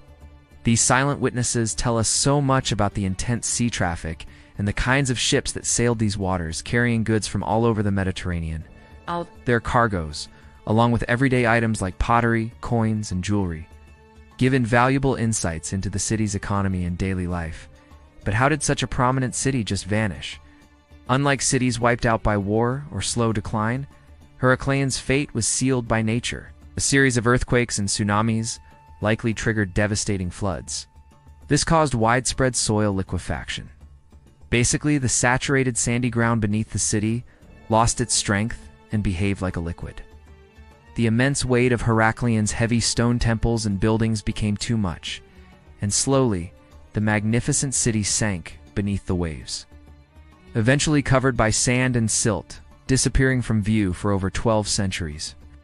Frank Gaudio estimates that even after years of digging, only about 5% of the ancient city has been rediscovered. That means Thonis Heracleion still holds countless secrets. Each mission brings new discoveries, constantly enriching our understanding of this amazing port.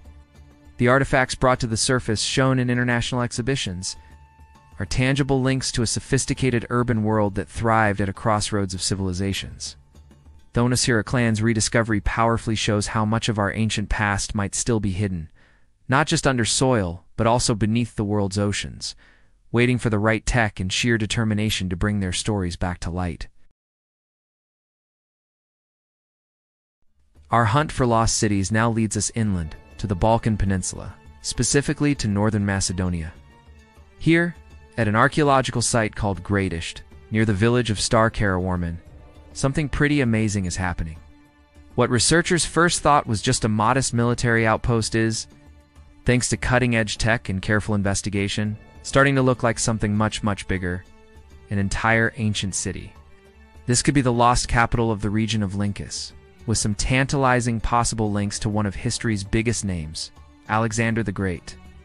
For about 15 years, archaeologists have been working at Gradisht. Initially, they were focused on what seemed like fortifications built to guard against Roman expansion.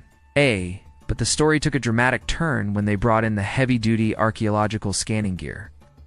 Researchers from Macedonia's Institute and Museum Bitola, teaming up with folks from California State Polytechnic University Humboldt, used drone-deployed LiDAR and ground-penetrating radar.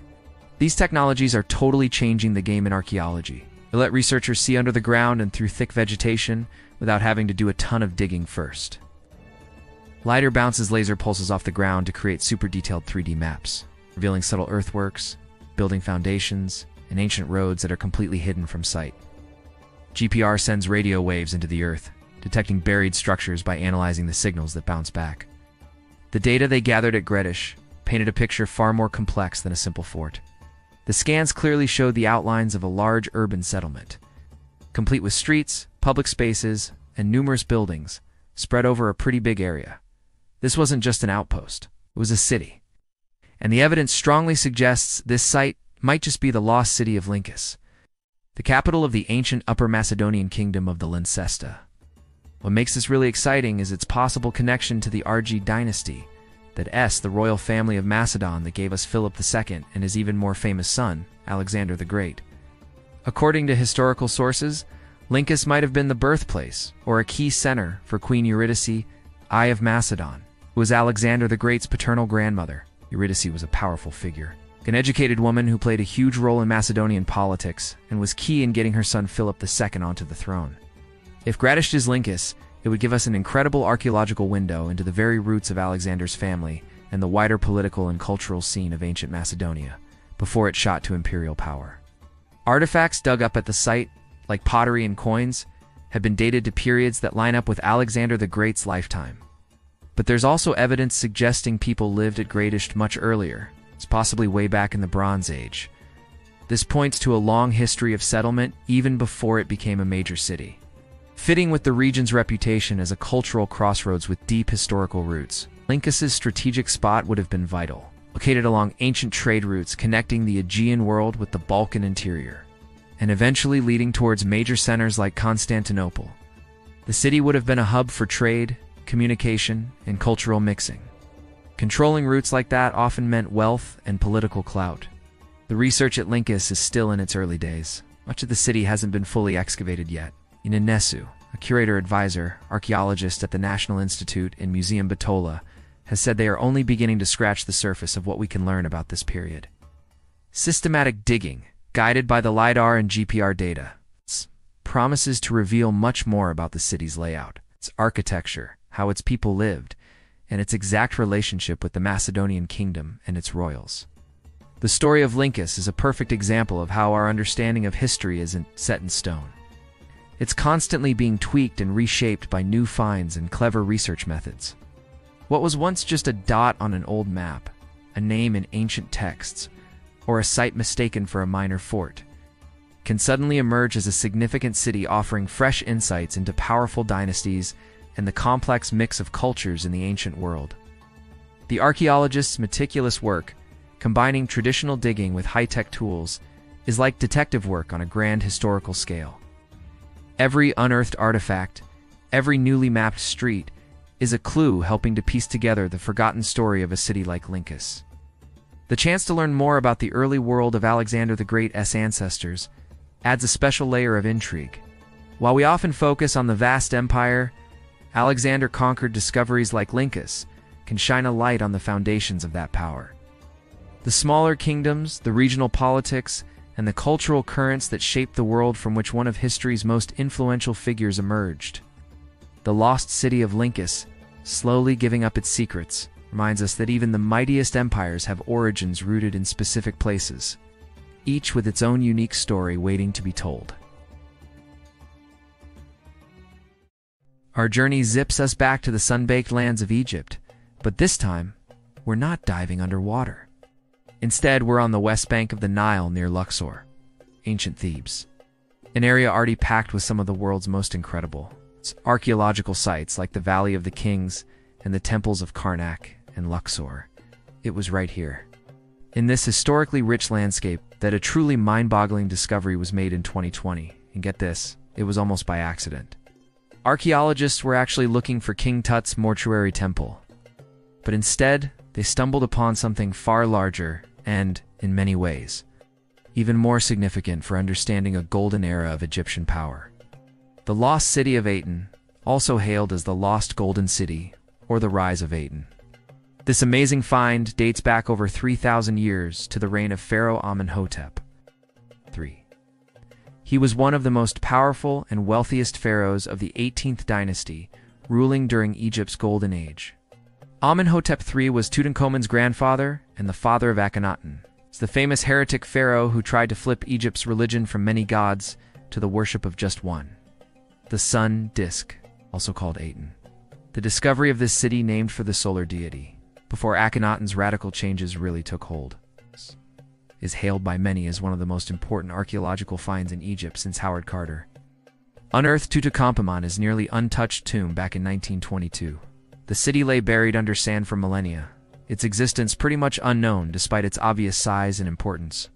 The excavation, led by the famous Egyptian archaeologist Dr. Zahi Hawass, started revealing well-preserved mud brick walls, some standing up to 3 meters high, outlining entire neighborhoods. What emerged wasn't just a few buildings, but a large, well-organized city that was a major administrative and industrial hub during Amenhotep III's prosperous reign.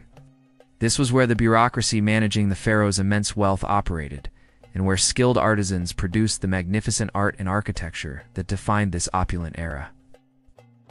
The state of preservation is truly extraordinary. Archaeologists have uncovered streets, houses, and workshops, looking almost as if the inhabitants had just walked away. Inside these structures, they found a treasure trove of artifacts that paint a vivid picture of daily life. Pottery, tools, molds for making amulets and decorations, jewelry, and even ovens and storage pots with food remnants still inside. Scarab beetle amulets, rings, and colorful pottery give us insights into the artistry and beliefs of the time. Crucially, the city's authenticity and its direct link to Amenhotep III are confirmed by tons of archaeological clues. Inscribed mud bricks bear the cartouche of Amenhotep III, literally stamping his name and reign all over the city's bricks.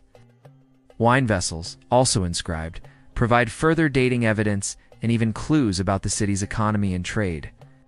These finds offer invaluable direct insights into the administration, economy, and daily life of a major settlement during this peak of Egyptian power. Atan seems to have been a bustling place.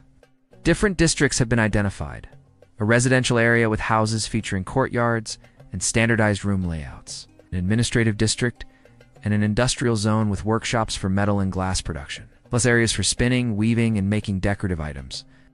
The discovery of a bakery in a large kitchen area points to the infrastructure needed to support a big population. There's even a cemetery separate from the royal tombs, which will tell us about the health, diet, and burial practices of the city's ordinary folk. One of the most exciting things about finding Aten is how it could tell us more about Amenhotep III, and maybe even about the wild religious revolution started by his son Akhenaten. While the city is named the Rise of Aten, it was founded by Amenhotep III. He was a great builder and patron of the traditional Amen cult. But he also showed increasing reverence for the Atan during his reign. This city could provide crucial context for understanding the religious shifts already brewing. Before Akhenaten moved the capital to Amarna and declared the Atan the supreme god. Did this city play a role in the early promotion of the Aten? What was life like here just before Akhenaten's dramatic changes? These are questions that more digging might help answer.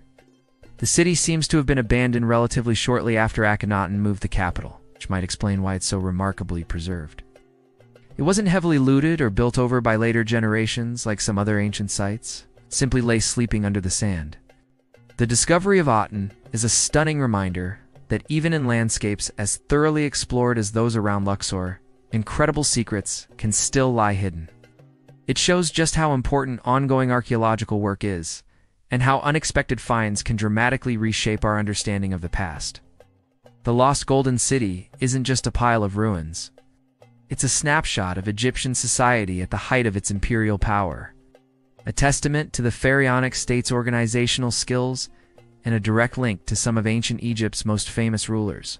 As excavations continue, Atan promises to reveal even more about the wealth, artistry, and daily life of the people who lived and worked in the shadow of the pharaohs during Egypt's dazzling golden age.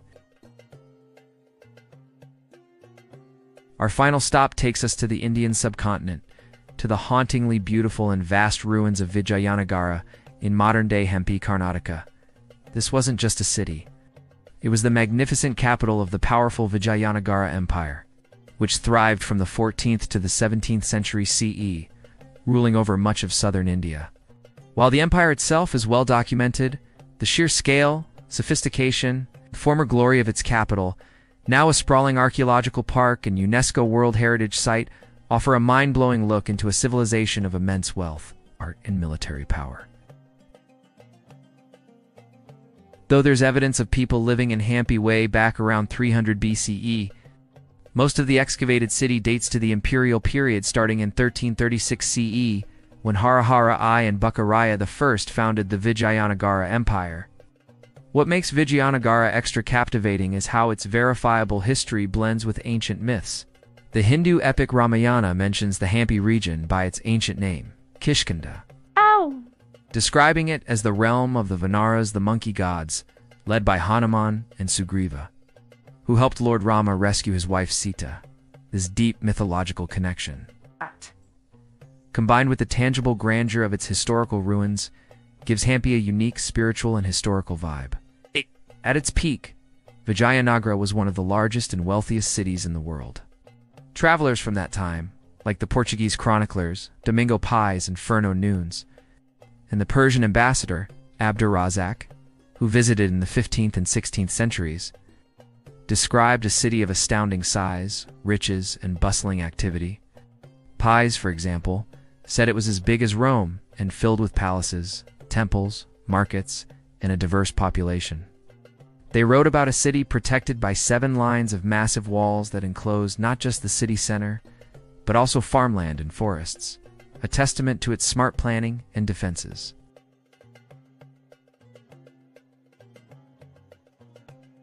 The architectural achievements of Vijayanagara are simply jail-dropping. The style is a magnificent mix of earlier South Indian traditions from empires like the Hoysala Chola and Chalukya, but it evolved into its own distinct, highly ornate form. Temples carved from local granite are known for their massive gopurams, intricately carved pillars, expansive courtyards, and Kalyana mandapas. Among the most iconic structures is the Virupaksha temple dedicated to Lord Shiva, which is still an active place of worship today, its towering gopuram dominating the landscape. The Vitala temple is another architectural masterpiece. It's famous for its exquisite stone chariot, a shrine carved like a ceremonial chariot, and its musical pillars, which are said to produce different musical notes when tapped. The Hazara Rama temple, likely a private temple for the royal family, has stunning carvings on its walls depicting scenes from the Ramayana. These temples weren't just for worship. They were also key social and economic centers, art patrons, and huge employers. Beyond the temples, Vijayanagara's urban core shows sophisticated planning.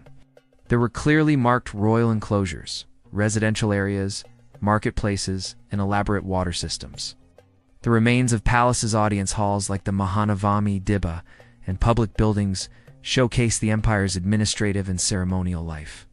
Structures like the Queen's Bath, with its ornate arched corridors, and the elephant stables, with their impressive domed chambers, display a fascinating blend of Indian and Indo-Islamic architectural styles, reflecting the empire's cosmopolitan nature. The empire's wealth came from fertile farmlands, managed by sophisticated irrigation systems with canals, tanks, and aqueducts, many still visible today, showing off some seriously smart water engineering. This agricultural bounty, plus extensive trade networks, filled the empire's treasury and funded its monumental building projects and vast armies. The fall of Vijayanagara was sudden and brutal. In 1565 CE, an alliance of Deccan sultanates defeated the Vijayanagara forces at the Battle of Talikota. What followed was the sacking and systematic destruction of the magnificent capital. For months, the city was plundered, its temples desecrated, its palaces burned, and its people scattered. Though the empire limped on in a smaller form for another century, its glorious capital was largely abandoned, left to ruin and be gradually reclaimed by nature. The rediscovery and ongoing study of Vijayanagara have given us an unparalleled window into the society, religion, art, and technology of this great South Indian empire. The sheer scale of the ruins at Hampi spread over many square kilometers amidst a dramatic landscape of granite boulders and banana plantations is an experience that truly blows the mind. Walking through its deserted avenues, past once steaming marketplaces and now silent temple halls, you can only imagine the vibrant civilization that once thrived here. Vijayanagara stands as a powerful reminder of the heights human creativity can reach, and also of how fragile empires can be. Its ruins aren't just stones. They tell a powerful story of rise, splendor, and sudden violent collapse. It challenges us to think about the forces that shape civilizations and the legacies they leave behind. Even when their great cities are lost, only to be rediscovered and marveled at by future generations.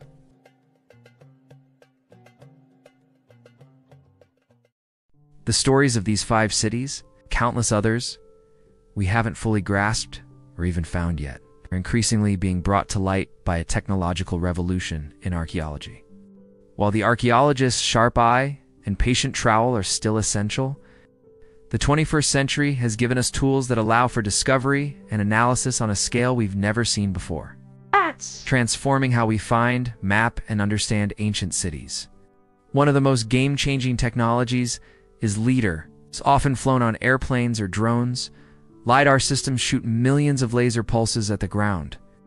By measuring how long it takes for these pulses to bounce back, they create incredibly detailed 3D maps of the terrain. The magic part? LiDAR can see through dense vegetation, digitally stripping away forest canopies like giving archaeologists X-ray vision through the trees.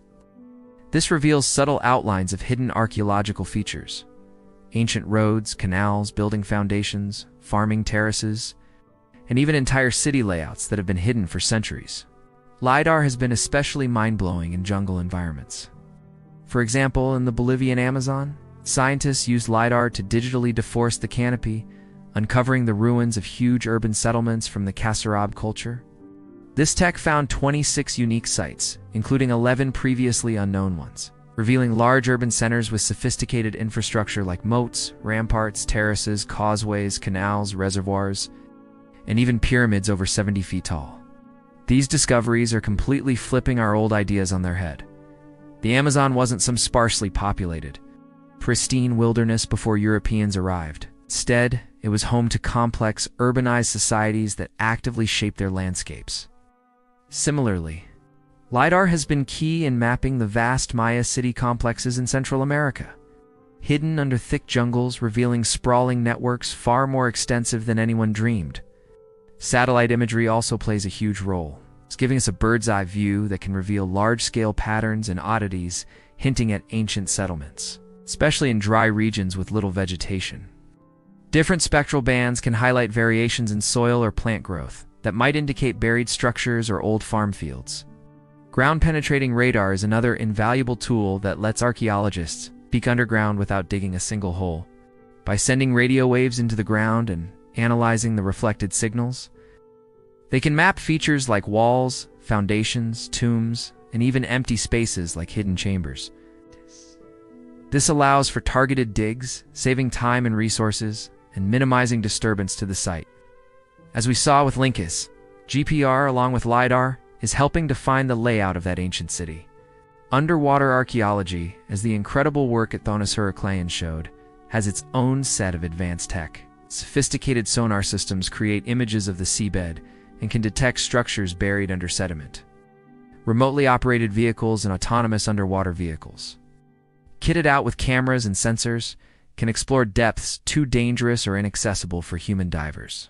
Precise GPS and 3D photogrammetry allow for accurate mapping of submerged sites. Plus, advances in analyzing artifacts are giving us deeper insights. Ancient DNA analysis can reveal information about where populations came from, how they migrated, and even diseases. Isotopic analysis of human and animal remains can tell us about diet and movement. Geochemical analysis of pottery and metals can help trace their origins and understand ancient trade routes. These gadgets aren't replacing old-school digging, but they're giving archaeologists superpowers, allowing for more efficient, less intrusive, and more comprehensive investigations. They're opening up new frontiers for discovery, from dense jungles to desert sands and ocean depths. The lost cities are no longer just the domain of intrepid explorers with basic tools. They're being sought and understood by teams of scientists wielding an impressive arsenal of high-tech gear. This means many more mind-blowing discoveries are definitely on the horizon, promising to further enrich and challenge our story of human civilization. 5 cities. 5 worlds, once buzzing with life, then lost to memory, swallowed by earth or sea, only to be painstakingly rediscovered. Troy, its name a war cry from ancient poems, reveals not one, but an incredible 9 layers of civilization, a 4,000-year story of human resilience. Heraclean, a bustling Egyptian port, emerges from its watery grave, its giant statues, and sunken treasures painting a vivid picture of a multicultural gateway between empires, ultimately brought down by nature itself. Linkis, once maybe just a footnote, now whispers of royal ties to Alexander the Great, its newly mapped streets hinting at the foundations of a world-changing empire. Aten, the lost golden city, materializes from the Egyptian sands like a dream, offering an almost perfectly preserved look at life during Amenhotep III's opulent reign. A city that thrived then vanished, sealing its secrets for 3 millennia. And Vijayanagara, the stunning capital of a mighty South Indian empire, its ruins sprawling across a mythical landscape, stands as a monument to artistic genius and smart urban planning, a testament to a civilization that soared before its tragic, violent end. These aren't just piles of old stones. They're incredible examples of what people could achieve. Our ancestors' amazing ability to create, innovate, and build complex societies with advanced engineering, stunning art, intricate social structures, and rich cultures. Think about the meticulously planned streets of Mohenjo-Daro. Their advanced sanitation, the sheer scale of structures like the Giza pyramids or Vijayanagara's temples. These achievements make us rethink our neat little timelines of progress. They show that sophisticated urban planning, complex government, a deep understanding of engineering weren't just limited to a few famous civilizations, but were found in diverse cultures across the globe. It's often much earlier than we thought. Rediscovering these cities, often with incredible tech like LiDAR that peels back layers of jungle or earth, forces us to face the gaps in our historical knowledge. They whisper of forgotten knowledge, of capabilities we might have underestimated, and connections between cultures we're only now starting to piece together. The advanced astronomical alignments in many ancient sites, complex devices like the Antikythera mechanism, evidence of vast trade networks, and the sheer ambition of their city designs, all point to a human past far more dynamic, interconnected, and awe-inspiring than we often imagine. These lost cities are vital because they connect us to our shared human story. They remind us that civilizations, no matter how powerful, are subject to change, to environment, politics, economics, and natural disasters. But they also showcase the enduring spirit of human creativity and our relentless drive to build, explore, and understand our place in the world. The echoes of these vanished civilizations aren't just whispers from a distant past. They are vital chapters in our ongoing human story, and new pages are still being written with each discovery. They challenge our understanding of what it means to be civilized and remind us that the seeds of our present were sown in these ancient, often forgotten urban landscapes. The quest to find and understand them is really a quest to understand ourselves more fully. The earth beneath our feet and the waters covering so much of our planet are still hiding so many untold stories. The 5 cities we've explored today are just a tiny piece of a vast hidden tapestry of human history, each thread a testament to ambition, innovation, and the unstoppable march of time. From Troy's legendary walls to Heracleon's submerged grandeur, from Lyncus's emerging royal connections to Aten's golden splendor and Vijayanagara's imperial might, these rediscovered cities have forever changed our understanding of ancient civilizations. They've pushed back the horizons of known history, revealing societies of stunning complexity that thrived, only to fade into legend or be lost entirely until modern explorers, with curiosity and technology, brought their stories back. What other wonders lie hidden, buried under shifting sands, concealed by thick jungles, or resting silently in the deep sea, waiting to rewrite our history books yet again? The search, powered by ever-improving technology and our insatiable desire to connect with our past, goes on. Each discovery isn't just for academics. It's a rekindling of our collective memory, a deeper appreciation for the long and varied journey of humankind.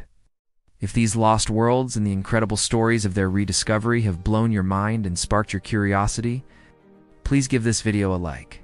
It really helps us reach more people who share this passion. Don't forget to subscribe and hit that notification bell so you don't miss our future journeys into the unknown as we continue to investigate the most fascinating mysteries of history and archaeology. And now, we want to hear from you. Which of these lost cities astounded you the most? Is there another lost city whose story you find particularly captivating? Let us know in the comments below. Your insights and suggestions often inspire our next investigations. Thank you for joining us on this incredible journey through time. The past is never truly dead. It's just waiting to be rediscovered.